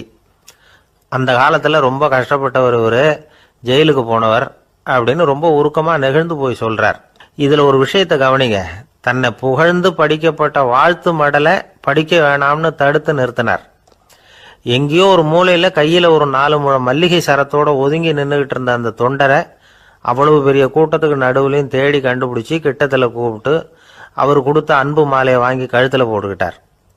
அதுதான் காமராசர். தோல்விகள் கூட அவரை கொஞ்சம் கூட பாதிச்சதில்லை. ஒரு பொது தேர்தலில் அவர் தோற்று போகிறார். தொண்டர்கள்லாம் அழறாங்க. அதில் ஒருத்தர் மெதுவாக காமராசர்கிட்ட போய், என்ன தலைவரே, நீங்கள் கூட தோற்று போயிட்டீங்களே அப்படின்னு கலக்கமாக சொல்லியிருக்கிறார். அதுக்கு காமராசர், நான் கூட தோற்று போகிறதுக்கு பேர் தான்ப்பா ஜனநாயகம் அப்படின்னாராம். ஒருத்தர் ரொம்ப அவசரமாக வந்தார். சார், மனுஷன் நிம்மதியாக இருக்கிறதுக்கு என்ன வழின்னு கேட்டார். சீக்கிரமாக ஒரு கல்யாணத்தை பண்ணீங்க, எல்லாம் சரியாக போடும் அப்படின்னோம். அவர் ஒரு மாதிரியாக பார்த்தார். ஏற்கனவே எனக்கு கல்யாணம் ஆயிட்டுது சார், அதனால தானே நிம்மதியாக இருக்கிறதுக்கு வழி கேட்குறேன் அப்படின்னார். சரி, இவர் ஒரு மாதிரியான கேஸ் அப்படின்னு நினச்சிக்கிட்டு நம்மகிட்ட இருந்த ஒரு சின்ன புத்தகத்தை அவர்கிட்ட தூக்கி கொடுத்தோம். இதை படிச்சு பாருங்கன்னு. கல்யாணத்துக்கு பிறகும் சந்தோஷமா இருக்கிறதுக்கு என்ன வழி அப்படிங்கிற கேள்விக்கு அந்த புத்தகத்துல விளக்கம் இருந்தது. கணவன் மனைவிக்குள்ள சிக்கல் வராம இருக்கிறதுக்கு அதுல சில வழிகளை சொல்லி கொடுத்துருக்குறாங்க. அதெல்லாம் என்னென்ன அப்படிங்கிறத இப்ப பார்க்கலாமா? குடும்பம்னு இருந்தா கோபம் வரதான் செய்யும். அது வந்துட்டு போகட்டும், பரவாயில்ல. ஆனா அந்த கோபம் ஒரே நேரத்துல 2 பேருக்கும் வந்துடாம பாத்துக்கணும். ஒரு சமயத்துல யாராவது ஒருத்தர் தான் கோபப்படணும், அடுத்தவங்க அமைதியா இருக்கணும். அதுக்கப்புறம் இவர் அமைதியான உடனே அவங்க ஆரம்பிச்சுக்கலாம். கோபமா ஏதாவது சொன்னா உடனே கோபமா பதில் சொல்லக்கூடாது. கொஞ்சம் பொறுத்து கோபம் தீர்ந்த உடனே அந்த பதில சொல்லலாம். அப்போ பதில் கோபமா இருந்தா கூட அது அவ்வளவு பெருசா தெரியாது. அற்ப விஷயத்துக்கெல்லாம் காய்ச்சி மூச்சுன்னு கத்திட்டு இருக்கக்கூடாது. உங்க 2 பேருக்குள்ள ஒரு தர்க்கம் ஆரம்பமாயிட்டுதுன்னு வச்சுக்கோங்க. கடுமையா 2 பேரும் விவாதம் பண்றீங்க. உங்கள ஒருத்தர் இதுல ஜெயிக்கணும்னா அது நீங்களா இருக்க வேணாம், அடுத்தவங்க ஜெயிக்கிறதுக்கு நீங்க துணையா இருங்களேன். அப்படின்னா நீங்க கொஞ்சம் விட்டு கொடுக்கணும், அவ்வளவுதான். ஏதாவது குத்தம் சொல்லணுமா, செஞ்ச தப்ப சுட்டி காட்டணுமா, விமர்சனம் பண்ணணுமா, பண்ணுங்க, வேணான்னு சொல்லல. ஆனா சொன்னதை அப்படி சொல்றத கொஞ்சம் அன்பா இதமா சொல்லுங்க.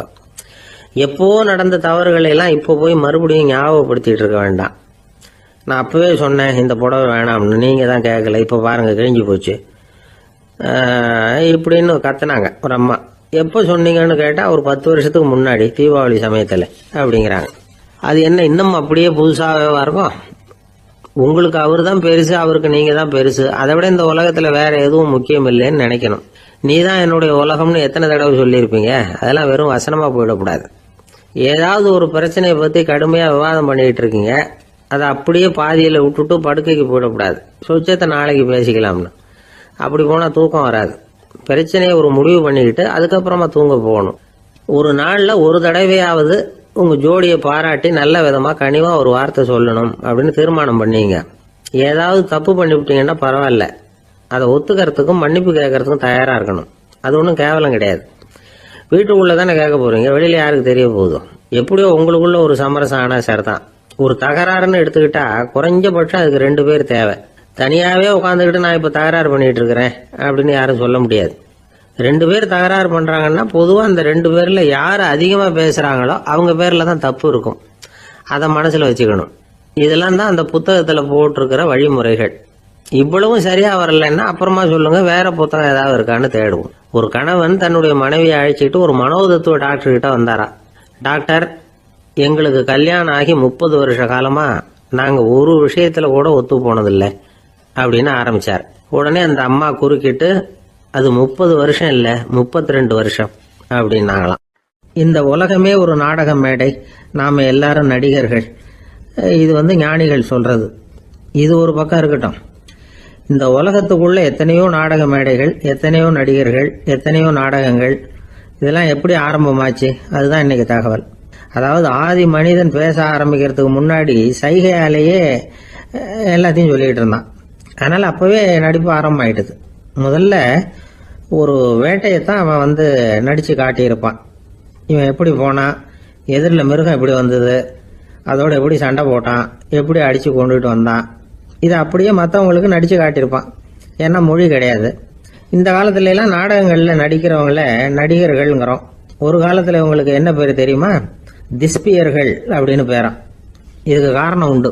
அதாவது 2000 வருஷத்துக்கு முன்னாடி கிரீஸ் நாட்டுல திசிவியஸ் அப்படின்னு ஒரு ஆள் இருந்தான். அவன் ஒரு பெரிய நாடக கலைஞன்.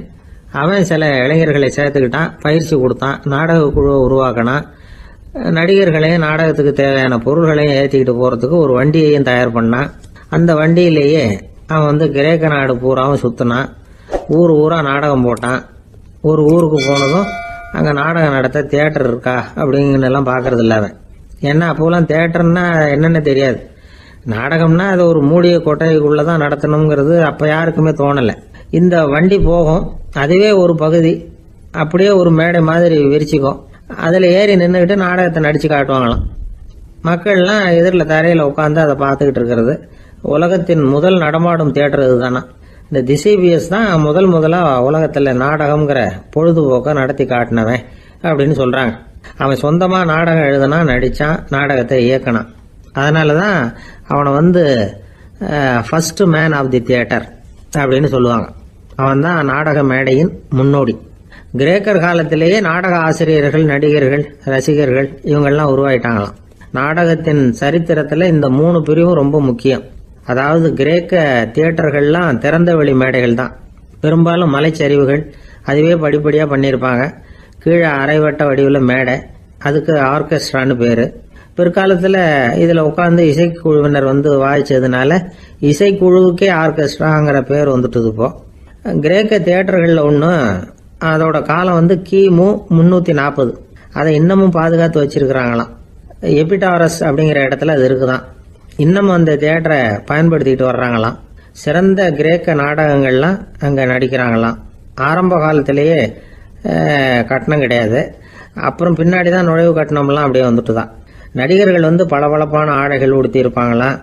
இந்த குதிகால் உயர்ந்த காலணிகள் போட்டிருப்பாங்களாம். இதெல்லாம் பழைய குறிப்புகள்.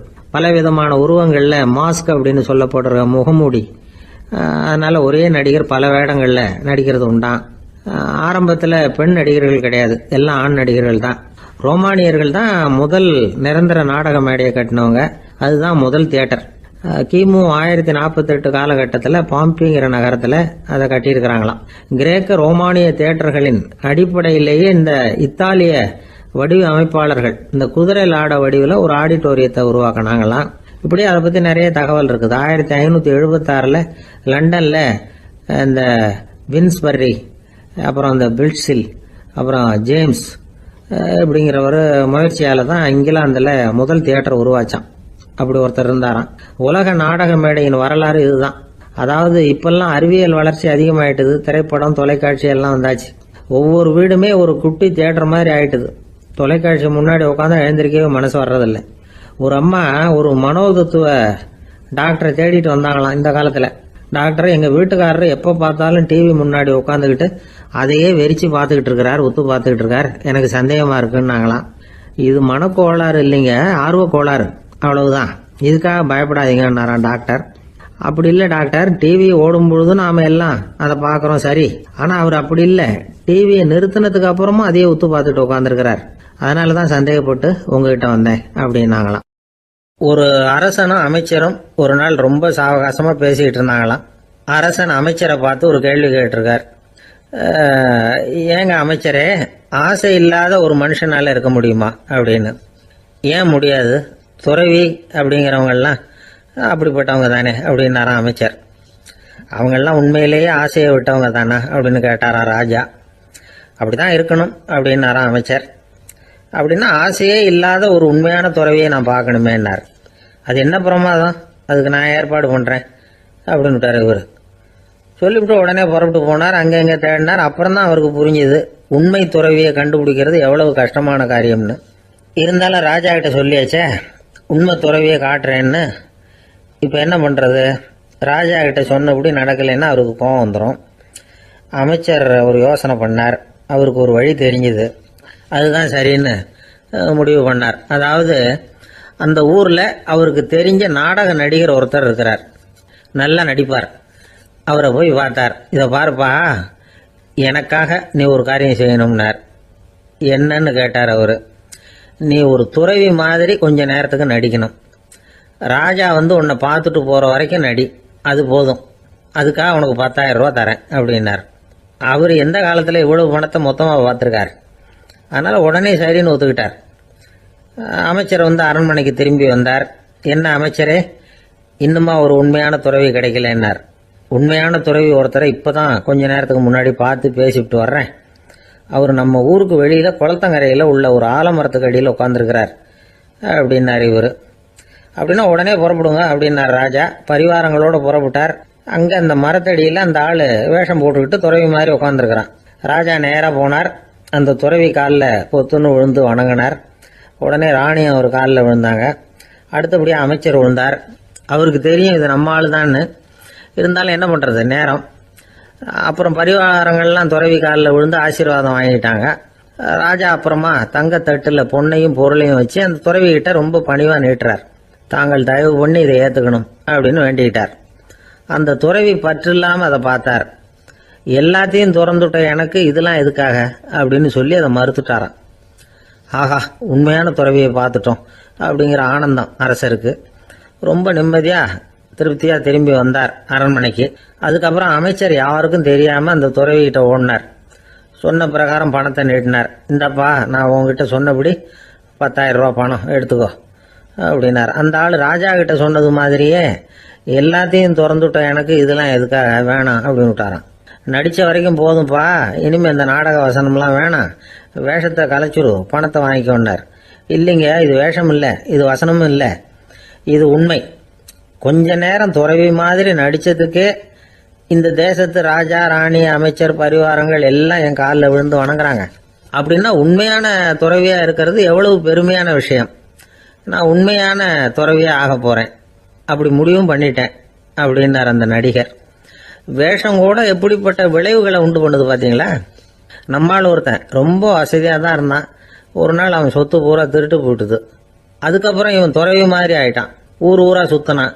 ஒரு குருநாதரை தேடி கண்டுபிடிச்சான். அவர்கிட்ட சீடனா சேர்ந்துக்கிட்டான். அவனை பார்த்து ஒருத்தர் கேட்டார், நீ உண்மையான சீடன் தானான்னு. இல்லைங்க, சீடன் மாதிரி நடிச்சுக்கிட்டு இருக்கிறேன் அப்படின்னா. அது குரு துரோகம் இல்லையா அப்படின்னு கேட்டார் அவர். இல்லைங்க, நான் பண்ணது குரு துரோகம் இல்லை, என் குரு பண்ணது தான் துரோகம்.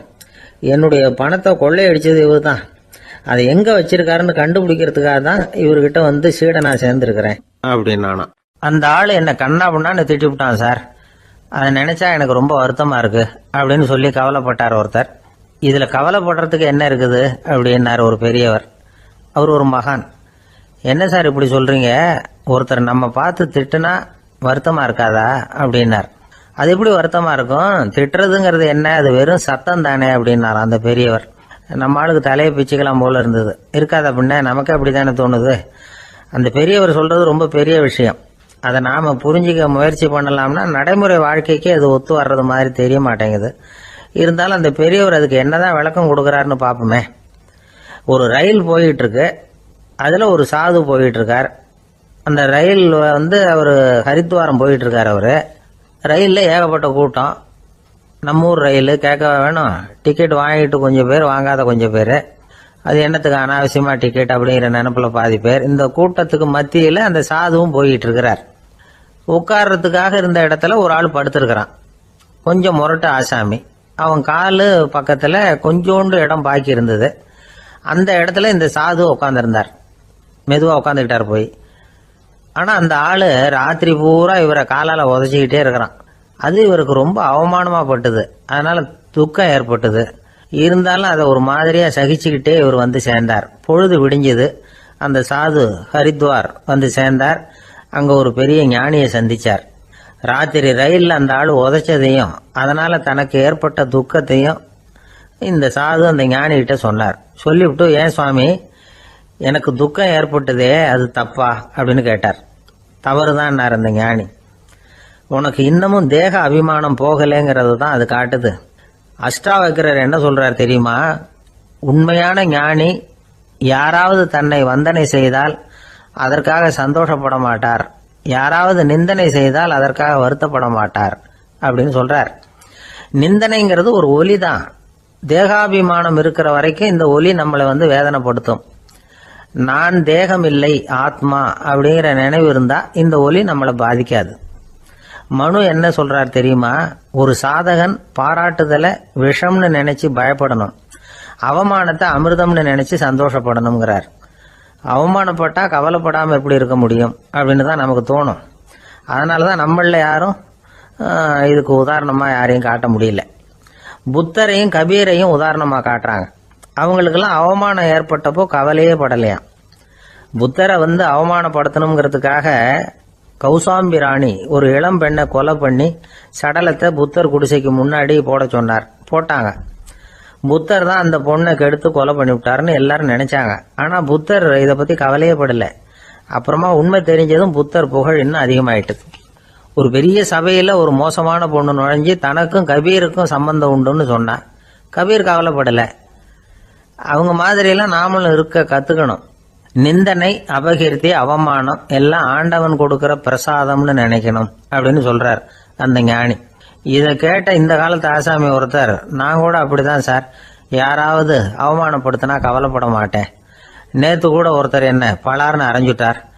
நான் கொஞ்சம் கூட கவலைப்படலை, பேசாமல் வந்துட்டேன்னார். ஏன் அப்படி வந்துட்டீங்க அப்படின்னு. அவர் அரைஞ்சதுலேயும் ஒரு அர்த்தம் இருந்தது, அதனால தான் அப்படி வந்துட்டேன்னார். ஏன் அரைஞ்சாருன்னு கேட்டேன். 10 வருஷத்துக்கு முன்னாடி 15 ரூபா அவர்கிட்ட கடன் வாங்கினேன். அதை கேட்டு கேட்டு பார்த்துட்டு கடைசியாக தான் அரைஞ்சார் அப்படின்னார்.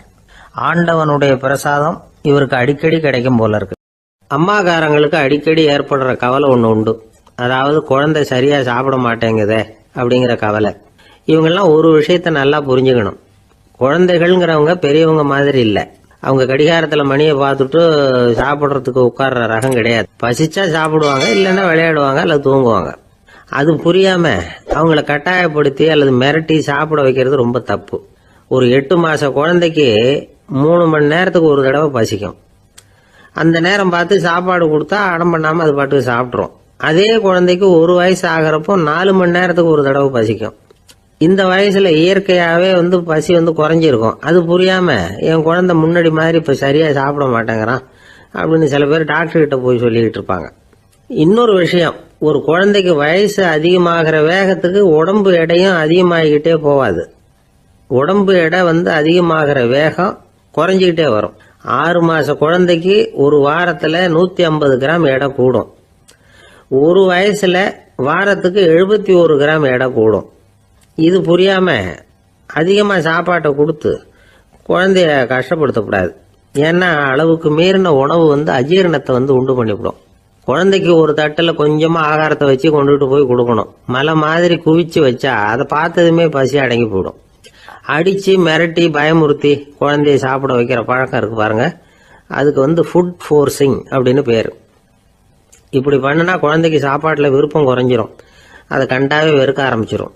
அது மாதிரி உளம் சார்ந்த பசி குறைவு, சைக்கோஜெனிக் அனோரெக்சியா, அது ஏற்படுமா.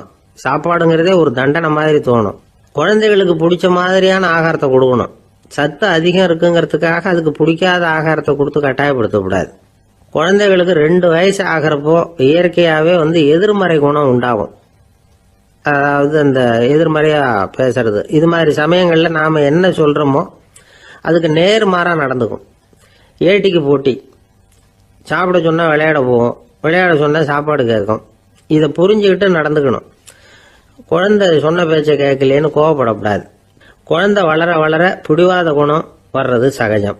கேட்டதை வாங்கி கொடுத்தாதான் சாப்பிடுவேன் அப்படின்னு பிடிவாதம் பண்ணும். வாங்கி கொடுத்து விடுறது தான் உத்தமம்.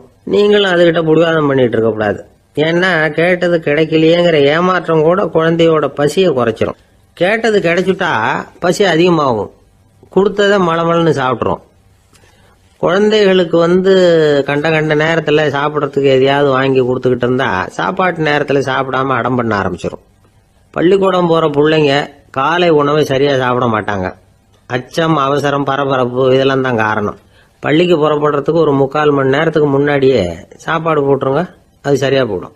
படிக்கிற குழந்தைகள் உடல் சோர்வு, மனச்சோர்வு இது காரணமாக கூட சாப்பிட மறுக்கிறது உண்டு. இப்போ உதாரணமா சாயந்தரம் விளையாடி விட்டு வீட்டுக்கு வந்ததும் சாப்பிட சொன்னா வேணாம்பாங்க. இது உடல் சோர்வு. ரொம்ப நேரம் வீட்டு பாடங்களை செஞ்சு முடிச்ச கையோட சாப்பிட சொன்னாலும் அவங்களால சரியா சாப்பிட முடியாது. இது உளச்சோர்வு, அதாவது மனச்சோர்வு. இதை தவிர குழந்தைகளுக்கு உடல் நலக்குறைவு ஏற்பட்டா கூட சாப்பிட மறுக்கிறது உண்டு. சில மருந்து மாத்திரைகள் கூட பசியை குறைச்சிரும். அதனால சரியா தெரிஞ்சுக்கிட்டு குழந்தைகளை சாப்பிட வைக்கணும். அது புரியாம கையில சாப்பாட்டு தட்டை வச்சுக்கிட்டு குழந்தைகளை விரட்டிக்கிட்டு அலையக்கூடாது. ஒரு சின்ன பையன் சொன்னான், எங்க அம்மா சாப்பாடு போடுறது தெரிஞ்சா நான் உடனே வீட்டை விட்டு வெளியில ஓடி போடுவேன் அப்படின்னா. ஏன் அப்படி பண்றேன்னு கேட்டோம். எங்க அப்பா கூட அது மாதிரி தான் சார் பண்ணுவார் அப்படிங்கிறான். ஒரு ஊர்ல ஒரு ராஜா இருந்தார்.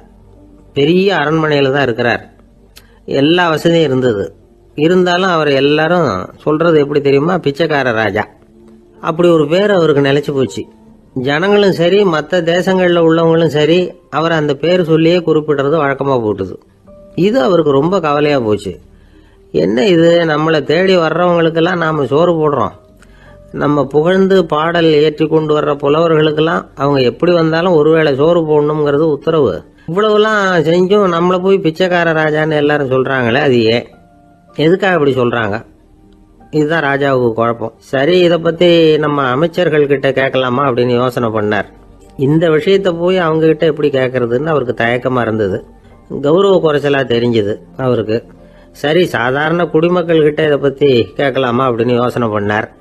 கேட்கலாம், ஆனா அவங்க யாரும் ராஜா முன்னாடி வந்து நின்று தைரியமா பேசக்கூடிய அளவுக்கு இல்லை. ராஜாவோட குழப்பம் நாளுக்கு நாள் அதிகமாக போச்சு. கடைசியா அவர் ஒரு முடிவுக்கு வந்தார். அதாவது இதை பத்தி ஒரு பிச்சைக்காரங்கிட்டே கேட்டு பார்த்துட்டா என்ன. இதுதான் அவர் பண்ண முடிவு. உடனே மாறு வேஷம் போட்டுக்கிட்டு நகர்வலம் போனார். ஒரு பிச்சைக்காரனை கண்டுபிடிச்சார். இதை பாருப்பா, நம்ம ராஜாவை எல்லாரும் பிச்சைக்கார ராஜான்னே சொல்றாங்களே, அதுக்கு என்ன காரணமா இருக்கும் அப்படின்னு கேட்டார். அதுக்கு அவன் சொல்றான், இதுக்கான பதில இன்னும் ஒரு 30 நாள்ல சொல்றேன் அப்படின்னா. உடனே இவருக்கு சந்தோஷம். உண்மையை அவங்ககிட்ட சொன்னார். நான் வேற யாரும் இல்லை, நான் தான் இந்த நாட்டு ராஜா. இப்ப நீ என் கூடவே வந்துடு, அரண்மனையிலேயே தங்கிக்கோ. 30 நாள் கழிச்சு எனக்கு பதில் சொல்லிவிட்டு அதுக்கப்புறமா நீ போகலாம் அப்படின்னு சொல்லி அழைச்சிட்டு வந்துட்டார். அரண்மனையில் ஒரு மூலையில் அவன் தங்கறதுக்கு இடம் கொடுத்தார். தினம் 2 வேளையும் இவனுக்கு சோறு போடுங்க அப்படின்னு உத்தரவு போட்டார். ராஜா கொடுத்த இடத்துல போய் உக்காந்துக்கிட்டான் அந்த பிச்சைக்காரன். தினமும் அந்த அரண்மனையில் நடக்கிறதையெல்லாம் கவனிச்சுக்கிட்டு வந்தான். வேளைக்கு சாப்பாடு வரும், சாப்பிட்டுக்கிட்டு இருக்கான். இப்படி 30 நாள் முடிஞ்சுது. ராஜா வந்தார். என்ன, என்னோட கேள்விக்கு பதில் என்னன்னு கண்டுபிடிச்சிட்டியான்னார். கண்டுபிடிச்சிட்டேன்னா. என்ன எல்லாரும் பிச்சைக்கார ராஜான்னு சொல்றாங்களே, அது நியாயமா படுதா உனக்குன்னு கேட்டார். நியாயமா தான் படுது, சந்தேகம் இல்லாம நீங்க பிச்சைக்கார ராஜா தான். என்னதான் நீங்க வசதியோடவும் படைபலத்தோடவும் இருந்தா கூட நீங்க எங்க வர்க்கத்தை சேர்ந்த ஆசாமி தான் அப்படின்னு அடிச்சு சொல்லிவிட்டான் அந்த ஆள். எதனால் அப்படி சொல்றேன்னு கேட்டார் இவர். அரசே, ஒரு உண்மையை கண்டுபிடிச்சு சொல்றதா நான் உங்ககிட்ட சொன்னேன். நீங்க ராஜ பரம்பரைன்னா உடனே உங்க கழுத்துல கிடக்கிற முத்து மாலையை கழட்டி பரிசா கொடுத்துருப்பீங்க, பொன்னையும் மணியையும் கொடுத்துருப்பீங்க. ஆனா நீங்க அப்படி செய்யல. என்ன ஒரு மூலையில உட்கார வச்சு 2 வேளை சோறு போட சொன்னீங்க. உங்களை தேடி யார் வந்தாலும், யார் பாராட்டி பேசினாலும் அல்லது பிரச்சனைகளை சொன்னாலும் நீங்க செய்யற ஒரே காரியம் சோறு போடுறது தான். பிச்சைக்காரனுக்கு சோறு மட்டும்தான் உலகம். உங்க விஷயத்திலையும் நீங்க அப்படித்தான் நினைக்கிறதாக தெரியுது. நல்லா கவனிங்க. எந்த ஒரு பிரச்சனைக்கும் சோறு தான் முடிவுன்னு நினைக்கிறீங்க பாருங்க. நீங்க சந்தேகமில்லாத எங்களை சேர்ந்த ஆளுதான் அப்படின்னு விட்டான் அந்த பிச்சைக்காரன். அதுக்கப்புறம் தான் அந்த ராஜா தன்னுடைய தவறுகளை எல்லாம் தேர்த்திக்கிட்டாராம். பசின்னு வர்றவங்களுக்கு சோறு தான் போடணும், அது தப்பு இல்லை. பாராட்ட வர்றவங்களுக்கெல்லாம் சோத்தையே போட்டு அனுப்புனா இப்படிதான் பேர் வரும். எனக்கு தெரிஞ்ச ஒருத்தர் தினமும் யாராவது ஒருத்தரை தன் வீட்டுக்கு அழைச்சிட்டு போவார், சாப்பாடு போட்டு அனுப்புவார். முன்னறிவிப்பு இல்லாம திடீர்னு ஒரு விருந்தாளியோட வீட்டுல போய் இவர் நிக்கிறது வழக்கம். அந்த அம்மாவும் இவருக்காக தயார் பண்ணி வச்சிருந்ததை இவர் அழைச்சிட்டு வந்திருக்கிற விருந்தாளிக்கு போட்டுருவாங்க. விருந்தாளி சாப்பிட்டுட்டு போனதுக்கு அப்புறம் இவர் மனைவி கிட்ட உனக்கு சிரமம் வேணாம் அப்படின்னு சொல்லிவிட்டு பக்கத்துல உள்ள ஒரு ஹோட்டலுக்கு போய் காசு கொடுத்து சாப்பிட்டுட்டு வந்துருவார். பல நாள் இப்படி நடக்கும். ஒரு நாள் அவரை தனியா கூப்பிட்டுக்கிட்டு போய் ஏன் இப்படி பண்றீங்கன்னு கேட்டோம். அதுக்கு அவர் சொல்றாரு, எங்க வீட்டு சாப்பாட்டுல இருந்து தப்பிக்கிறதுக்கு எனக்கு வேற வழி எதுவும் தெரியல சார், அதனாலதான் இப்படி பண்ணிட்டு இருக்கிறேன் அப்படின்னார் ரொம்ப பரிதாபமா. ஆபீஸ் முடிஞ்சு வீட்டுக்கு போற சமயத்துல ஒருத்தர் கடைக்கு போய் ஸ்வீட் வாங்கினார். சரி, வீட்டுக்கு பிள்ளைங்களுக்கு தான் வாங்கிட்டு போறார் அப்படின்னு மற்றவங்க நினைச்சாங்க. அவர் அப்படி செய்யல. அந்த இடத்துலயே பொட்டலத்தை பிரிச்சார். திருட மாதிரி அப்படியே சுற்றி ஒரு தரம் பார்த்துக்கிட்டார். யாரும் தெரிஞ்சவங்க இல்லைங்கிறத முடிவு பண்ணிட்டு அவசரமாக அதை அப்படியே போட்டு முழுகிவிட்டு கையை தொடச்சிக்கிட்டு நல்ல பிள்ளை மாதிரி நடந்து போக ஆரம்பிச்சிட்டார். அவர் யாருன்னா, அவரோட பிரச்சனை எல்லாருக்கும் தெரியாது, சில பேருக்கு தான் தெரியும். அதாவது அவர் உடம்புல சர்க்கரை இருக்குன்னு டாக்டர் சொல்லிவிட்டாராம். அதனால் வீட்டில் சர்க்கரையே இவர் கண்ணில் காட்டுறதில்ல. அதனால் இவர் யார் கண்ணிலையும் படாமல் இப்படிப்பட்ட வேலைகள்லாம் செய்கிறது வழக்கம். யாருக்கும் தெரியாமல் இப்படி ஸ்வீட்டை வாங்கி சாப்பிட்டுட்டு அவர் பாட்டுக்கு போயிடுறது. இப்படிப்பட்டவங்களுக்கெல்லாம் கொஞ்சம் ஆறுதலான தகவல் இன்னைக்கு. அது என்னென்னா, நாம் சாப்பிட்ற சர்க்கரைக்கும் நம்ம உடம்புல உள்ள சில கோளாறுகளுக்கும் அப்படி என்ன தான் சம்பந்தம் இருக்குது. இதை பற்றி சமீபத்தில் சில ஆராய்ச்சிகள்லாம் நடந்திருக்குது. ஏன்னா சர்க்கரைன்னாவே விஷம் மாதிரி அதை பார்க்குறவங்களும் சில பேர் உண்டு. சின்ன பிள்ளைங்களுக்கு வயத்தில் பூச்சி உண்டாகிறதுலேருந்து பெரியவங்களுக்கு நீரிழிவு வர்ற வரைக்கும் எல்லாத்துக்கும் சர்க்கரை தான் காரணம்னு சொல்லிகிட்டு இருக்கிறோம். ஆனால் அந்த அளவுக்கு பயப்பட வேண்டிய அவசியம் இல்லை அப்படின்னு சொல்கிறாங்க. சர்க்கரை வியாதி, இருதய நோய், பித்த நீர் பை நோய், இதெல்லாம் சில நோய்கள்லாம் நாம் சாப்பிட்ற சர்க்கரைக்கும் தொடர்பு இருக்குன்னு நினைக்கிறோம். ஆனால் அப்படி சம்பந்தம் உண்டுங்கிறதுக்கு போதுமான அளவுக்கு ஆதாரம் இல்லை அப்படிங்கிறாங்க ஆராய்ச்சியாளர்கள். ஒரே ஒரு சம்பந்தம் தான் உறுதியாக இருக்குதான். அதுவும் இந்த பல் சிதைவு அப்படின்னு இருக்கு இல்லையா, அந்த சர்க்கரை சாப்பிட்றதுக்கும் இந்த பல் சிதைவுக்கும் சம்பந்தம் இருக்குது அப்படிங்கிறத மட்டும் உறுதியாக சொல்கிறாங்க. சர்க்கரைன்னா நாம் சாப்பிட்ற ஜீனி மட்டும் இல்லை, பழம், காய்கறி, பால், தேன், இப்படி எல்லாத்துலேயும் அது இருக்குது. கேரட்டு கொடுக்குற சத்தில் 88% சர்க்கரை, ஆப்பிள் கொடுக்குற சக்தியில் 95% சர்க்கரை. இது ஜீனி சர்க்கரை, இது ஆப்பிள் சர்க்கரை அப்படிங்கிற வித்தியாசம்லாம் உடம்புக்கு கிடையாது. ரெண்டுமே உடனடியாக சக்தி கொடுக்குது. ஒரு ஸ்பூன் சர்க்கரையில் 16 கலோரி தான் சத்து இருக்குது. அதிகமாக சர்க்கரை சாப்பிட்டா நீரிழிவு வந்துருங்கிறது தப்பான ஒரு அபிப்பிராயம்.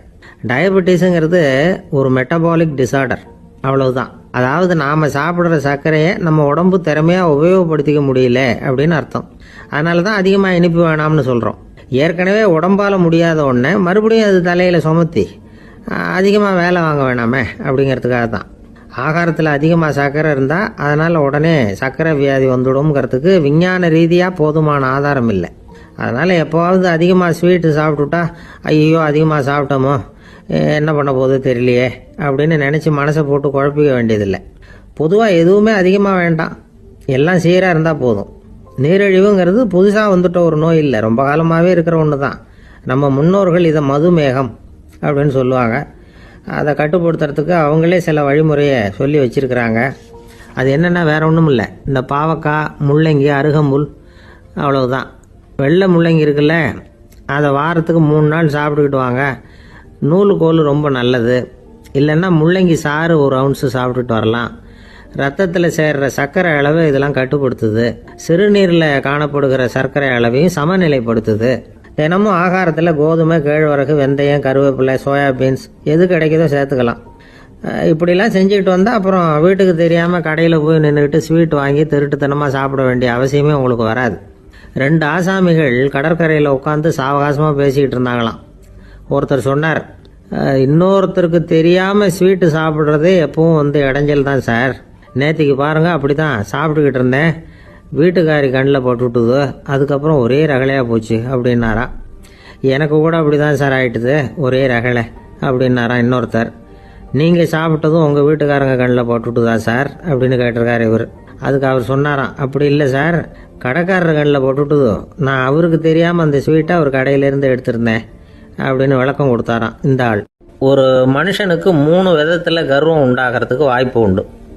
பணம், பதவி, புகழ். பணம் அதிகமாக வந்தால் கர்வம் வரலாம், பதவி பெருசாக வந்துட்டுதுன்னா கர்வம் வரலாம், புகழ் அதிகமாக போனாலும் கர்வம் வரலாம். இந்த 3 வகையான கர்வத்துக்கும் இடம் கொடுக்காம இருக்கிறாங்க பாருங்கள், அவங்க தான் சிறந்த மனிதர்கள். ஒரு பெரிய பொறுப்பில் இருக்கிறவங்களுக்கு கர்வம் வந்துடக்கூடாது. அப்படி வந்துட்டுதுன்னா அது எல்லாருக்கும் இடைஞ்சல். ஒரு ராஜா இருந்தார். அவர் ஒரு நாள் தன்னுடைய தலைநகரத்தை சுற்றி வந்துக்கிட்டு இருந்தார். ஒரு இடத்துல ஒரு அழகான நிலத்தை பார்த்தார். ஆஹா, இந்த இடத்துல நமக்குன்னு ஒரு மாளிகையை கட்டினா எவ்வளோ நல்லா இருக்கும் அப்படின்னு நினச்சார். ராஜா நினச்சா அது முடியாத காரியமா? சரி, இந்த நிலம் யாருக்கு சொந்தம்னு விசாரிங்க அப்படின்னார் பக்கத்தில் இருந்தவங்கக்கிட்ட. அவங்கெல்லாம் ஓடி போய் விசாரித்தாங்க. அந்த இடம் ஒரு வயசான கிழவிக்கு சொந்தம், வயசான அம்மாவுக்கு சொந்தமாக. அந்த அம்மா தான் அதில் ஒரு குடிசையை போட்டு குடியிருந்துகிட்டு இருக்கிறாங்க. சரி, அந்த நிலத்துக்கு ஒரு விலையை நிர்ணயம் பண்ணி அதை அந்த வயசான அம்மாக்கிட்ட கொடுத்துருங்கோ அப்படின்னு உத்தரவு போட்டார் ராஜா. ஆனால் அந்த அம்மா, இது எங்கள் பூர்வீக இடம், இதை விற்க மாட்டேன் அப்படின்னு சொல்லிவிட்டுது. சரி, 2 பங்கு விலை கொடுக்குறோம்னு சொல்லி பாருங்க அப்படின்னாங்க. அப்படியே சொன்னாங்க அரண்மனை ஆட்கள். அதுக்கும் சம்மதிக்கலை அந்த அம்மா. இதை கேள்விப்பட்டதும் ராஜாவுக்கு கோபம் வந்துட்டுது. தன்னுடைய ஆளுங்களை கூப்பிட்டார். போய் அந்த குடிசையை பிரிச்சேரிங்க, காசெல்லாம் ஒன்றும் கொடுக்காதீங்க அப்படின்னு கத்தினார். அவ்வளோதான். அடுத்த நிமிஷம் அரண்மனை ஆசாமிகள் போனாங்க, குடிசையை பிரித்து எரிஞ்சாங்க. அந்த வயசான அம்மா இருக்கு, அதுவும் அந்த இடத்த விட்டு துரத்தி விட்டாங்க. அந்த இடத்துல ஒரு அரச மாளிகையை கட்டி முடிச்சிட்டாங்க. அந்த வயசான அம்மா பாவம், ராஜாவே இப்படி பண்ணால் யாருக்கிட்ட போய் முறையிட முடியும்? ஒரு ஞானி இருந்தார், அவர்கிட்ட போய் சொன்னாங்க. அவர் இவங்க சொன்னதை கேட்டு மனசில் வச்சுக்கிட்டார். ஒரு நாள் அந்த ராஜாவே இந்த ஞானியை கூப்பிட்டார். புதுசாக ஒரு மாளிகை கட்டியிருக்கிறேன், வந்து பாருங்கன்னு. சரின்னு சொல்லி இந்த பெரியவர் ஒரு நாள் இந்த மாளிகைக்கு போனார்.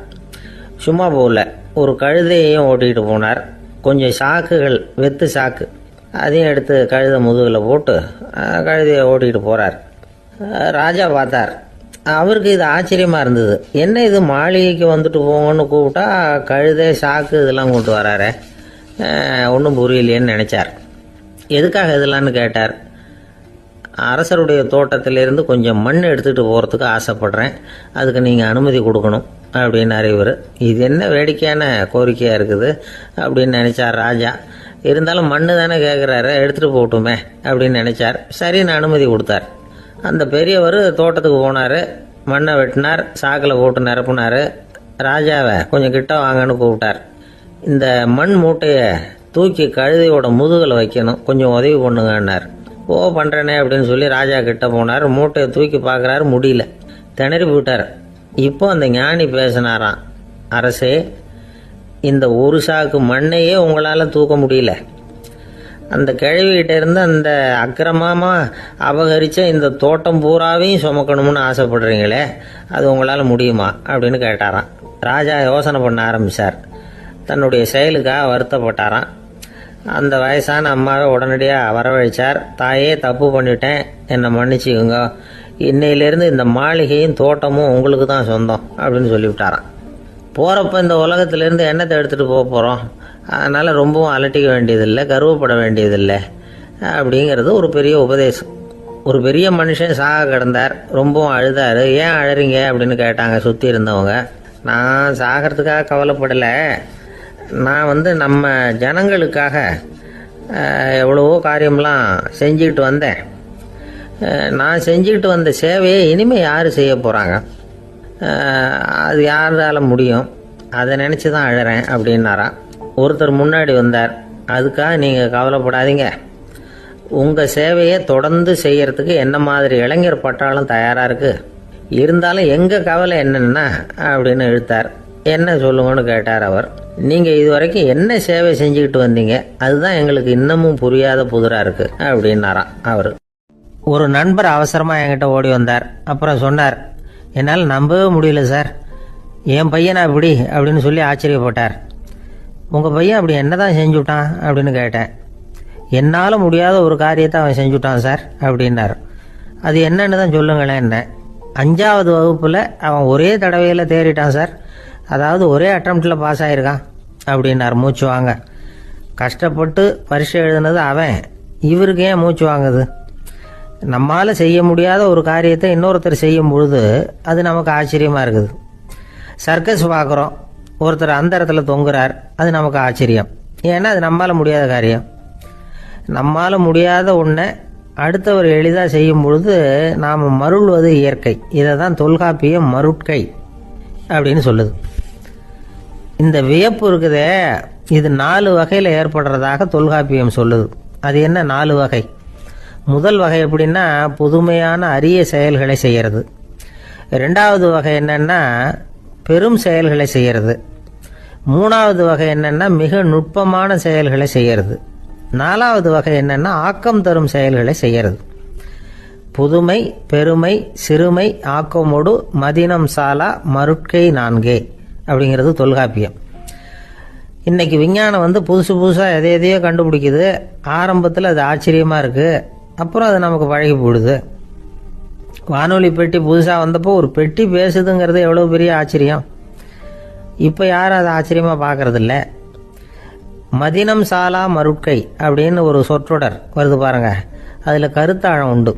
எதை பற்றியும் போதுமான அளவு புரிந்து கொள்ளாத போது ஒருத்தர் ஆச்சரியப்படுறார். புரிந்து கொண்ட பிறகு ஆச்சரியம் மறைஞ்சு போடுது. மிக நுட்பமான செயல்களும் நம்ம ஆச்சரியப்பட வைக்கும். ஒரு அரிசியில் ஒரு திருக்குறள் எழுதி காட்டுறாங்க, ஒரு முட்டை ஓட்டுக்குள்ளே ஓவியம் தீட்டி காட்டுறாங்க. கருங்கல் சிற்பங்களில் எவ்வளவு நுட்பமான வேலைப்பாடுகளை எல்லாம் பார்த்து ஆச்சரியப்படுறோம். இது மாதிரி ஆக்கப்பூர்வமான அரிய செயல்களை செய்கிறது கூட வியப்பை உண்டு பண்ணும்.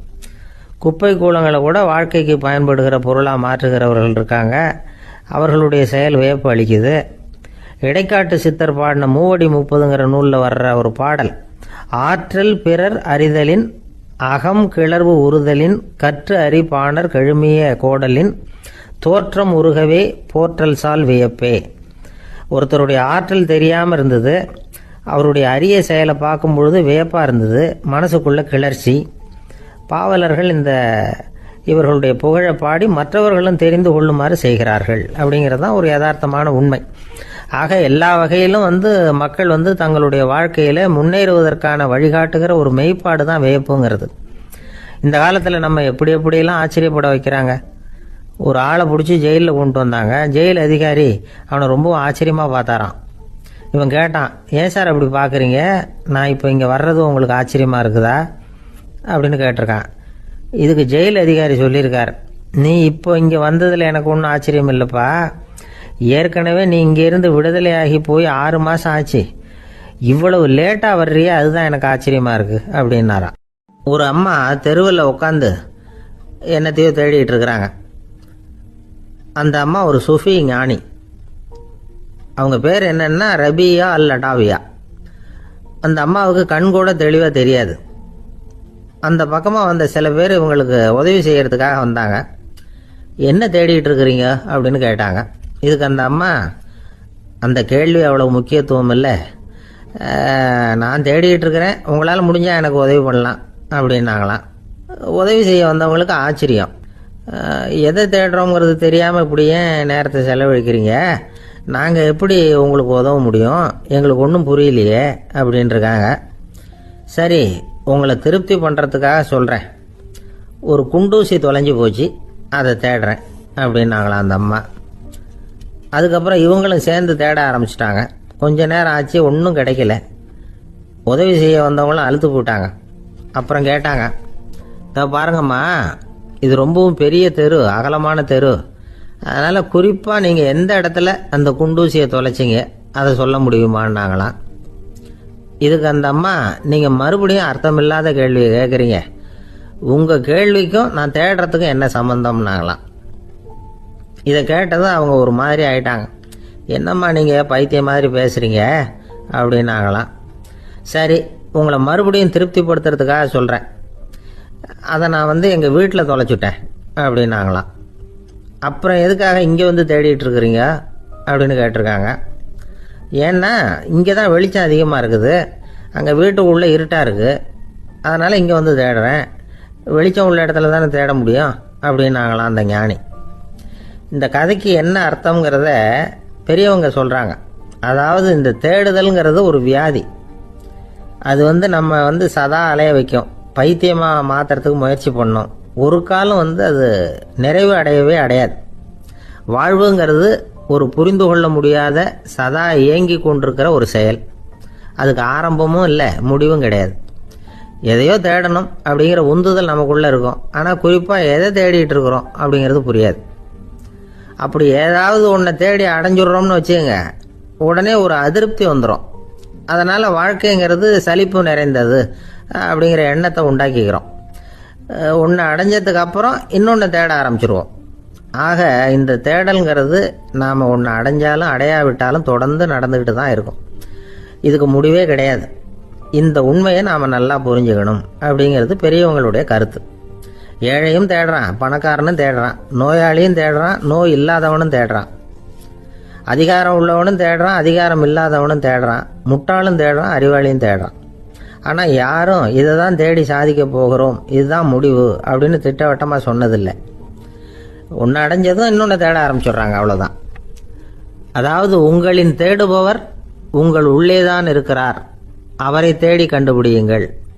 இதுதான் ஞானிகள் நமக்கு சொல்லுகிற ஒரு ஆலோசனை. நம்மால் ஒருத்தன் ஜெயிலில் இருந்தான். இன்னொரு கைதி அவனை பார்த்து கேட்டான், ஏன்பா உன்னை பார்க்குறதுக்கு வெளியிலேருந்து யாருமே இங்கே வர்றது இல்லையே, உனக்கு சொந்தக்காரங்களே கிடையாதா அப்படின்னு கேட்டானா. ஏன் இல்லை, எனக்கு சொந்தக்காரங்க நிறைய பேர் உண்டு, அவங்க என்னை பார்க்க வராததுக்கு காரணம் வேற அப்படின்ட்டுருக்கான் இவன். என்ன காரணம்னு கேட்டான் அவன். அதுக்கு இவன் சொன்னானா, அதுக்கு என்ன காரணம்னா அவங்க எல்லாரும் இங்கே உள்ளேயே இருக்கிறாங்க அப்படின்னானா. ஒரு ஆசாமி வேகமாக ஓடிக்கிட்டு இருந்தான். ஏன் இப்படி ஓடுறேன்னு கேட்டார் இன்னொருத்தர். அங்கே ஒரு ஆள் அடிபட்டு கிடக்கிறான், அதை பார்த்தேன், உடனே ஓடுறேன்னா. எங்கேன்னு கேட்டார். ஆஸ்பத்திரிக்குன்னா. ஒரு ஆள் அடிபட்டு கிடக்கிறத பார்த்தா உடனடியாக நாம் செய்ய வேண்டியது முதல் உதவி, அதுக்கப்புறம் தான் ஆஸ்பத்திரி. இன்னைக்கு விபத்துங்கிறது சர்வசாதாரணமாக நடந்துக்கிட்டு இருக்குது. வாகன விபத்து, வெடிகுண்டு விபத்து, தீ விபத்து, கட்டடம் சரியறது, பூகம்பம், இப்படி நிறைய நடக்குது. ஒரு விபத்தை பார்த்துட்டா நம்மளில் பல பேர் நமக்கு என்னத்துக்கு வம்புன்னு ஒதுங்கி போயிடுறதும் உண்டு. சில பேர் துணிஞ்சு கிட்ட போய் உதவி செய்கிறதும் உண்டு. அப்படி உதவி செய்ய நினைக்கிறவங்களுக்கு உபயோகப்படுற தகவல் இது. விபத்தில் காயமடைஞ்சவங்களை 3 பிரிவாக பிரிக்கலாமா. முதல் வகை கொஞ்சம் சீரியஸானது, உயிருக்கு உடனே ஆபத்து தரக்கூடியது. மூளை காயம், முகம், கழுத்து காயங்கள், இருதயம், நுரையீரல் காயங்கள், வயத்தில் உள்ளுறுப்பு காயங்கள், அதிகப்படியான இரத்தப்போக்கு, இதனால எல்லாம் பாதிக்கப்பட்டிருந்தால் அது முதல் வகை அப்படின்னு நாமளே மனசுக்குள்ளே முடிவு பண்ணிக்கணும். இவங்களுக்கெல்லாம் உடனடியாக முதல் உதவி கொடுக்கணும். தாமதப்படுத்தாமல் ஆஸ்பத்திரிக்கு கொண்டுகிட்டு போயிடணும். இப்படி கொஞ்சம் எச்சரிக்கையாக நடந்துக்கிட்டால் அவங்களில் பல பேரை காப்பாற்றி போடலாம். 2வது வகை எப்படின்னா, முதல் உதவி விரைவாக கிடைச்சா உயிர் பிழைக்கக்கூடிய மார்பு காயங்கள், கைகால் எலும்பு முறிவு, இடுப்பு முதுகெலும்பு காயம், சீரான இரத்த சேதம், இப்படிப்பட்டவங்களை 2வது வகையாக பிரிக்கணும். ஆபத்து இல்லாத சிராய்ப்புகள், சிறு காயங்கள், இரத்த உறைவுகள், இதனால் பாதிக்கப்படுறவங்க 3வது வகை. ஒருத்தர் தலையில் அடிபட்டு நினைவு விழுந்துட்டாருன்னு வச்சுங்க, அவருக்கு வாந்தி வர்றதுனால புறையேறி மூச்சு அடைப்பு உண்டாகும். இப்படி ஆகாமல் இருக்கிறதுக்காக தலையை ஒரு பக்கமாக சாய்ச்சி வைக்கலாம். நாடி துடிப்பையும் இதய துடிப்பையும் தொட்டு பார்க்கணும். அது குறைஞ்சிருந்தாலும் சரி, நின்று இருந்தாலும் சரி, அவர் மார்பை நிமிஷத்துக்கு 80 தடவை உள்ளங்கையால் அழுத்தி இதய துடிப்பை மீட்கிறதுக்கு உதவி பண்ணணும். கழுத்தில் காயம்பட்டாலும் ஆபத்து அதிகம். கழுத்துக்கு அடியில் ஒரு துண்டை மடித்து வைக்கலாம். 2 பக்கமும் சின்ன தலையணை அல்லது துணி மடிப்புகளை வச்சு கழுத்தை அதிகமாக அசையாமல் பார்த்துக்கலாம். முதுகெலும்பு முறிஞ்சிருக்குமோ அப்படிங்கிற சந்தேகம் இருந்ததுன்னா அவரை அதிகமாக அசைய விடக்கூடாது. அதிகமாக அசைஞ்சால் தண்டு இடத்துல பாதிப்பு ஏற்பட்டு கை கால் விளங்காமல் போயிடும். அவரை ஒரு கனமான போர்வை இல்லைன்னா பாயில் படுக்க வச்சு 4 பேர் மெதுவாக தூக்கி மருத்துவ உதவிக்கு அனுப்பி வைக்கலாம். கையெலும்பு முறிஞ்சிருந்தால் முறிஞ்ச பாகத்தை உடம்போடு சேர்த்து அசையாமல் கட்டி போடலாம். கால் எலும்பு முறிஞ்சிருந்தால் மற்ற காலோடு சேர்த்து கட்டி போடலாம். முறிஞ்ச பாகம் தொங்காமல் பார்த்துக்கணும். அப்போ தான் வீக்கம் உண்டாகாமல் இருக்கும். வெட்டு காயம், குண்டடிப்பட்ட காயம், இதிலெல்லாம் ரத்தப்போக்கு அதிகமாக இருக்கும். ரத்தம் வெளியேற ஆபத்து அதிகம். சுத்தமான துணியை பல மடிப்புகளை மடித்து காயத்தின் மேலே வச்சு அழுத்தமாக ஒரு 10 நிமிஷம் பிடிச்சிக்கணும். ரத்தம் நின்ன உடனே காயத்துக்கு கட்டு போடலாம். சில சமயம் காயம்பட்ட பாகத்தை உயரமாக தூக்கி பிடிச்சிக்கிட்டா தான் ரத்த கசிவு நிற்கும். இந்த விவரங்களையெல்லாம் கொஞ்சம் மனசில் வாங்கி வச்சுக்கிட்டோம்னா சமயத்தில் உதவும். ஏன்னா இந்த காலத்தில் விபத்து எந்த ரூபத்தில் எப்போ வரும்னு யூகிக்கவே முடியல. நண்பர் ஒருத்தர் சொன்னார், நேற்றுக்கு பாருங்கள் சார், என் கண்ணு முன்னாடியே ஒரு சின்ன விபத்து நடந்ததுன்னார். என்னன்னு விசாரித்தோம். ஒரு பஸ்ஸில் வந்துக்கிட்டு இருந்தேன். அந்த பஸ்ஸில் பின்பக்கம் படி ஓரமாக நின்றுக்கிட்டு இருந்த ஒருத்தர் ரோட்டில் விழுந்துட்டார். டிரைவர் அதை கவனிக்கலை, நிறுத்தாமல் அவர் பாட்டுக்கு போகிறாருனார். கண்டக்டர் உடனே விசில் கொடுத்து பஸ்ஸை நிறுத்த வேண்டியது தானே அப்படின்னோம். அதுதான் சார் முடியாமல் போச்சுன்னார் அவர். ஏன்னு கேட்டாங்க. தவறி கீழே விழுந்ததே அந்த கண்டக்டர் தான் சார் அப்படிங்கிறார். ஒரு நாள் ராமர் அரசவையில் உட்காந்துருக்கிறார். ராமராஜ்யம் நடந்துக்கிட்டு இருந்த நேரம். அந்த சமயத்தில் ஒரு நாய் அரச சபைக்கு வந்துதான். அது தலையில் அடிபட்டு ரத்தம். அந்த கோலத்தில் அது அங்கே வந்தது. எல்லாரும் ஆச்சரியமாக அதை பார்த்தாங்க. ராமரும் அந்த நாயை பார்த்தார். நீங்கள் வந்த காரியம் என்ன நடந்தது, எதுவாக இருந்தாலும் பயப்படாமல் சொல்லு அப்படின்னார். உடனே அந்த நாய் மெதுவாக சொல்ல ஆரம்பிச்சுதான். ஐயா, நான் தெருவில் போய்கிட்டு இருந்தேன். வழியில் ஒருத்தர் வந்தார். அவர் வேத சாஸ்திரம்லாம் படித்த பெரியவர். அவர் எந்த காரணமும் இல்லாமல் அவர் கையில் வச்சிருந்த குச்சியால் என் தலையில் அடிச்சுட்டார். அதுதான் தலையில் ரத்தம். இதை நீங்கள் விசாரித்து தகுந்த தீர்ப்பு வழங்கணும் அப்படின்னு தான் அந்த நாய். ராமர் பார்த்தார். உடனே தன்னுடைய காவலர்களை அனுப்புனார். அந்த ஆளை எங்கே இருந்தாலும் போய் கொண்டுகிட்டு வாங்க அப்படின்னு விட்டார். காவலர்கள் போனாங்க. அந்த ஆளை பிடிச்சி கொண்டு வந்துட்டாங்க. அரண்மனைக்கு வா அப்படின்னு சொல்லி கூப்பிட்டுட்டு வந்துட்டாங்க. என்ன நடந்ததுன்னு விசாரித்தார் ராமர். அதுக்கு அந்த ஆள் சொன்னார், நான் வீதி வழியாக வந்துக்கிட்டு இருந்தேன். குறுக்க இந்த நாய் வந்தது. நான் அவசரமாக போய்கிட்டு இருந்தேன். இது எனக்கு வழி விடாமல் குறுக்க பூந்து இடைஞ்சல் பண்ணிச்சு. எனக்கு கோபம் வந்துட்டுது. அதனால் அடிச்சுட்டேன். வேத சாஸ்திரம் படித்த நான் என் வசம் இழந்து கோபப்பட்டது பெரிய தப்பு தான். அதை நான் ஒத்துக்கிறேன். குற்றத்தை ஒப்புக்கொள்கிறேன். எனக்கு என்ன தண்டனை கொடுக்கணுமோ அதை கொடுங்க, ஏற்றுக்கிறேன் அப்படின்னு விட்டார். சரி, இப்போ அந்த ஆளுக்கு தண்டனை கொடுக்கணும். என்ன தண்டனை கொடுக்கறது யோசனை பண்ணார் ராமர். அதையும் அந்த நாய்கிட்டயே கேட்டார். நீயே சொல்லு, என்ன தண்டனை கொடுக்கலாம் இவருக்கு அப்படின்னார். இதுக்கு அந்த நாய் என்ன சொல்லிச்சு தெரியுமா? இவரை ஏதாவது ஒரு கோயிலுக்கு தர்மகர்த்தாவா நியமனம் பண்ணி விடுங்க, அதுதான் இவருக்கு சரியான தண்டனை அப்படின்னுது. இதை கேட்டதும் ராமர் முகத்தில் புன்னகை. ஆனால் அங்கே இருந்த மற்றவங்களுக்கெல்லாம் ஆச்சரியம். அது எப்படி, தப்பு செஞ்சவங்களுக்கு தண்டனை கொடுக்கறது தானே நியாயம், அதை விட்டுட்டு தர்மகர்த்தா பதவியை கொடுக்க சொல்லுது இந்த நாய் அப்படிங்கிற ஆச்சரியம். இந்த சந்தேகத்தை அந்த நாய்கிட்டயே கேட்டாங்க அங்கே இருந்தவங்க. இதுக்கு அந்த நாய் பதில் சொல்லிச்சான். நான் போன பிறவியில் ஒரு கோயிலுக்கு தர்மகர்த்தாவாக இருந்தேன். எவ்வளவோ கவனமாக எச்சரிக்கையாக தான் என்னுடைய கடமைகளை எல்லாம் செஞ்சுக்கிட்டு வந்தேன். அப்படி இருந்தாலும் சில சமயங்களில் என்னையும் மீறி கோயில் செல்வத்தை நான் அனுபவிக்கிறதுக்கு காரணமாயிட்டேன். ஒரு கோவிலுக்கு தர்மகர்த்தாவாக இருக்கிறவங்க எப்படியும் இந்த பாவத்திலேருந்து தப்பிக்கிறது கஷ்டம். அதனால தான் நான் இந்த பிறவியில் நாயாக பிறந்து இப்படி கஷ்டப்படுறேன். இதே நிலைமை இந்த ஆளுக்கும் ஏற்படணும் அப்படிங்கிறதுக்காக தான் அவரையும் ஒரு கோயிலுக்கு தர்மகர்த்தாவை நியமிக்கும்படி கேட்டுக்கிட்டேன் அப்படின்னு தான் இந்த நாய். இதிலிருந்து என்ன தெரியுது? எந்த பதவியில் நாம் இருந்தாலும் நமக்கு தெரியாமல் கூட அதை தவறாக உபயோகப்படுத்தக்கூடாதுங்கிறத இதிலேருந்து புரிஞ்சுக்கணும். இல்லைன்னா அடுத்த பிறவியில் நாயாக பிறந்து எங்கேயாவது போய் வாழாடிட்டு நிற்க வேண்டியது தான்.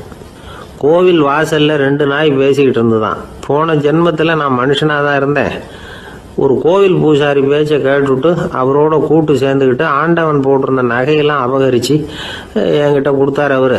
நான் எடுத்துகிட்டு வந்துட்டேன். திருடினது அந்த ஆள் தான், எடுத்துக்கிட்டு வந்தது தான் நான். இருந்தாலும் நான் மட்டும் நாயாக பிறந்துட்டேன். இப்போ மட்டும் அந்த பூசாரி என்கிட்ட மாட்டினா கடிச்சு குதறி விடுவேன் அப்படின்னு தான். அவசரப்பட்டு அப்படி செஞ்சுடாதே, பதிலுக்கு அவரும் உன்னை திருப்பி கடித்தாலும் கடிச்சிருவார். ஏன்னா அவரும் இப்போ ஒரு நாயாக தான் பிறந்திருக்கிறார் அப்படின்னு தான். இன்னொன்று, அது எப்படி உனக்கு தெரியும்னு தான். இது நான் தானே அது அப்படின்னு தான் அந்த நாய். இந்த காலத்துக்குள்ள ஒருத்தன் தன்னோட அப்பாவை பார்த்து சொன்னான், அப்பா நான் உனக்கு உதவி செய்யலாம்னு நினைக்கிறேன், என்ன உதவி செய்யணும்னு சொல்லு அப்படின்னா. நீ சும்மா இருந்தால் அதுவே எனக்கு செய்கிற பெரிய உதவிடா அப்படின்னார் அப்பா. சும்மா இருக்கிறதும் ஒரு உதவி தான், அது மாதிரி மௌனமும் ஒரு சமூக சேவை தான் அப்படிங்கிறார் காஞ்சி பெரியவர். நமக்கு 5 புலன்கள் இருக்குது, மெய் வாய் கண் மூக்கு செவி.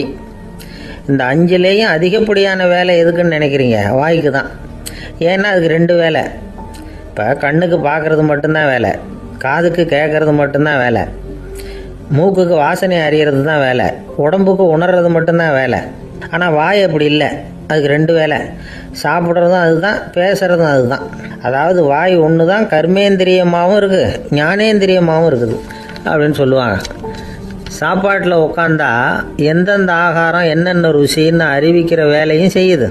சபையில் உட்காந்தா பாடுறது, பேசுறது, சிரிக்கிறது, இது மாதிரியான வேலையும் செய்யுது. இன்னொரு வித்தியாசம், கண்ணு காது மூக்கெல்லாம் ஸ்ட்ரெயின் பண்ணிக்கிட்டு வேலை செய்கிறதில்ல. ஒரு ரோஜா பூவை பார்த்தா உடனே மூக்கு அப்படியும் இப்படியும் அசைய ஆரம்பிக்கிறது இல்லை. ஒரு சங்கீதத்தை கேட்ட உடனே காது ஆட ஆரம்பிக்காது. ஆனால் வாய் அப்படி இல்லை, அது பேசினாலும் சரி சாப்பிட்டாலும் சரி அசைஞ்சு தான் ஆகணும். ஆக மற்றதை விட வாய்க்கு வேலை ஜாஸ்தின்னு தெரியுது. சாப்பிட்றது பேசுறது அப்படின்னு 2 காரியம் அதுக்கு. இப்படி 2 காரியம் இருக்கிறதுனால அது 2ஐயும் பாதியாக குறைச்சிக்கணுங்கிறது கடவுள் அபிப்பிராயமாக இருக்கணும் அப்படிங்கிறார் காஞ்சி பெரியவர். ஆனால் இப்போ நாம் அப்படியா நடந்துக்கிறோம்? அதுக்கு நேர்மாறாக நடந்துக்கிறோம். நாம் சாப்பிட்றதும் அதிகம், பேசுகிறதும் அதிகம்.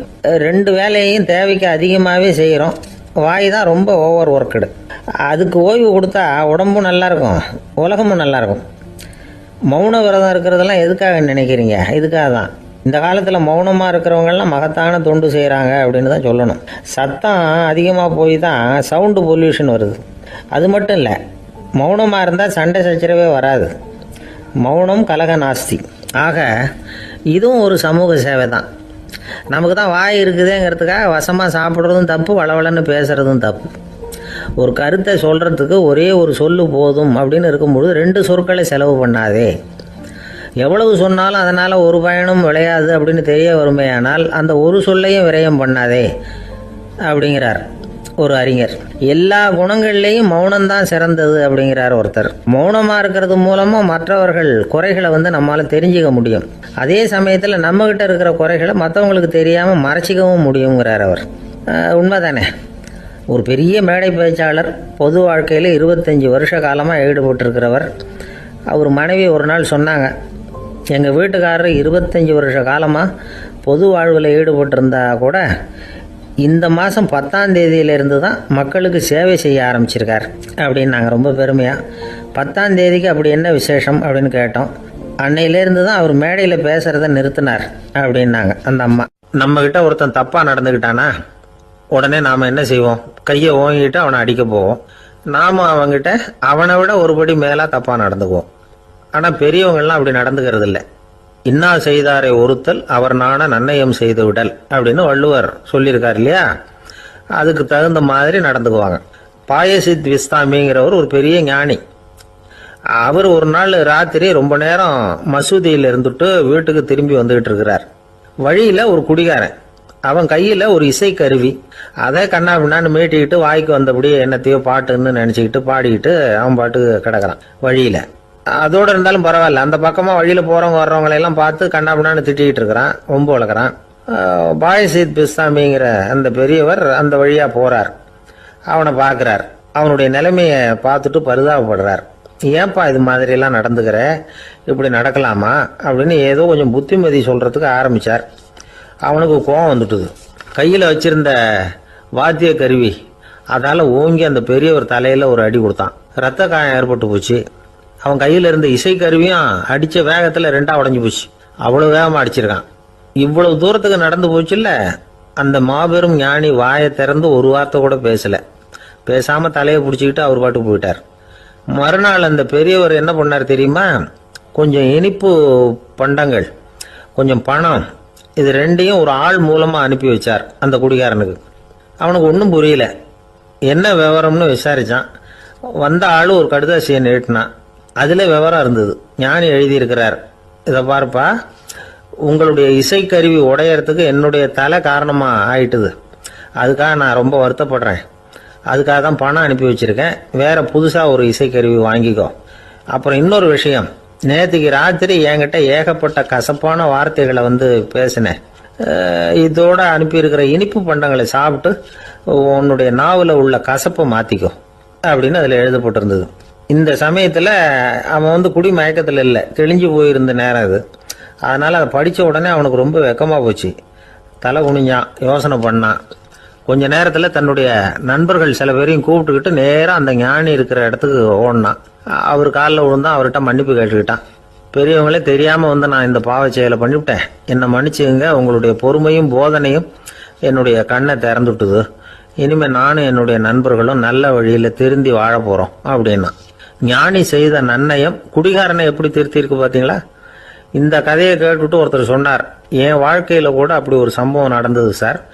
நானும் ஒரு நாள் ராத்திரி ஓவராக குடிச்சிட்டு ஒரு கிட்டாரை வாசிச்சுக்கிட்டு கண்ணாபின்னான்னு உளறிக்கிட்டு திட்டிக்கிட்டு இருந்தேன். அந்த சமயம் அந்த வழியாக ஒருத்தர் வந்தார். ஓங்கி தலையில் ஒரே ஒரு அடி, ரத்தம் வந்துட்டுது. அதுக்கப்புறம் என் மனசு தெரிந்துட்டுது சார் அப்படின்னார். அப்படியா என்ன ஆச்சரியமா? ஆமாம் சார், அடி விழுந்தது அவர் தலையில் இல்லை, என் தலையில். வந்தவர் என்ன அப்படி அடிச்சுட்டார். மயக்கம் தெளிஞ்சதுக்கு அப்புறம் தான் எனக்கு விவரம் புரிஞ்சுது. அவர் ஒரு போலீஸ்காரரு அப்படின்னார் ரொம்ப சோகமா. அந்த ஆளுக்கு பேச தெரியாது, அவர்கிட்ட கொஞ்சம் எச்சரிக்கையாக நடந்துக்கோ அப்படின்னு சொல்கிறது உண்டு. அப்படின்னா என்ன அர்த்தம்? அவர் இன்னமும் குழந்தையாகவே இருக்கிறாரு, இன்னும் பேச்சு வரலன்னு அர்த்தம்? அப்படி இல்லை, அவருக்கு நாகரிகமாக பேச தெரியலன்னு அர்த்தம். பேசுறதுங்கிறது மனுஷனால் மட்டுமே முடியக்கூடிய ஒரு காரியம். அப்படி இருந்தும் அதோட பெருமையை அவன் இன்னமும் சரியாக புரிஞ்சிக்கலன்னு தான் சொல்லணும். அதனால தான் அவன் அளவுக்கு அதிகமாக வார்த்தைகளை கொட்டி விடுறான். அதுக்கப்புறம் அதையெல்லாம் திருப்பி அள்ள முடியாமல் கிடந்து கஷ்டப்படுறான். கொட்டின வார்த்தையை அள்ள முடியுமா? ஒருத்தரை இன்னைக்கு பார்த்து முட்டாள்னு திட்டி விடுறீங்க, நாளைக்கு மறுபடியும் அவர்கிட்ட போய் நேற்றுக்கு உன்னை முட்டாள்னு சொல்லிவிட்டேன், அந்த வார்த்தையை திருப்பி கொடு, வாங்கிட்டு போயிடுறேன் அப்படின்னு நான் சொல்ல முடியும்? அவன் கோபக்காரனாக இருந்தால் நேற்றுக்கே அதை வேறு விதமாக உங்களுக்கு திருப்பி கொடுத்துருப்பான். உலகத்தில் எவ்வளவோ ஜீவராசிகள் இருக்குது, அதுக்கெல்லாம் வாய் இருக்குது. அந்த வாயெல்லாம் எதுக்கு உபயோகம்? சாப்பிட்றதுக்காக. ஆனால் நமக்கு இருக்கிற வாய் சாப்பிட்றதுக்காக மட்டும் இல்லை, பேசுறதுக்காகவும் தான்.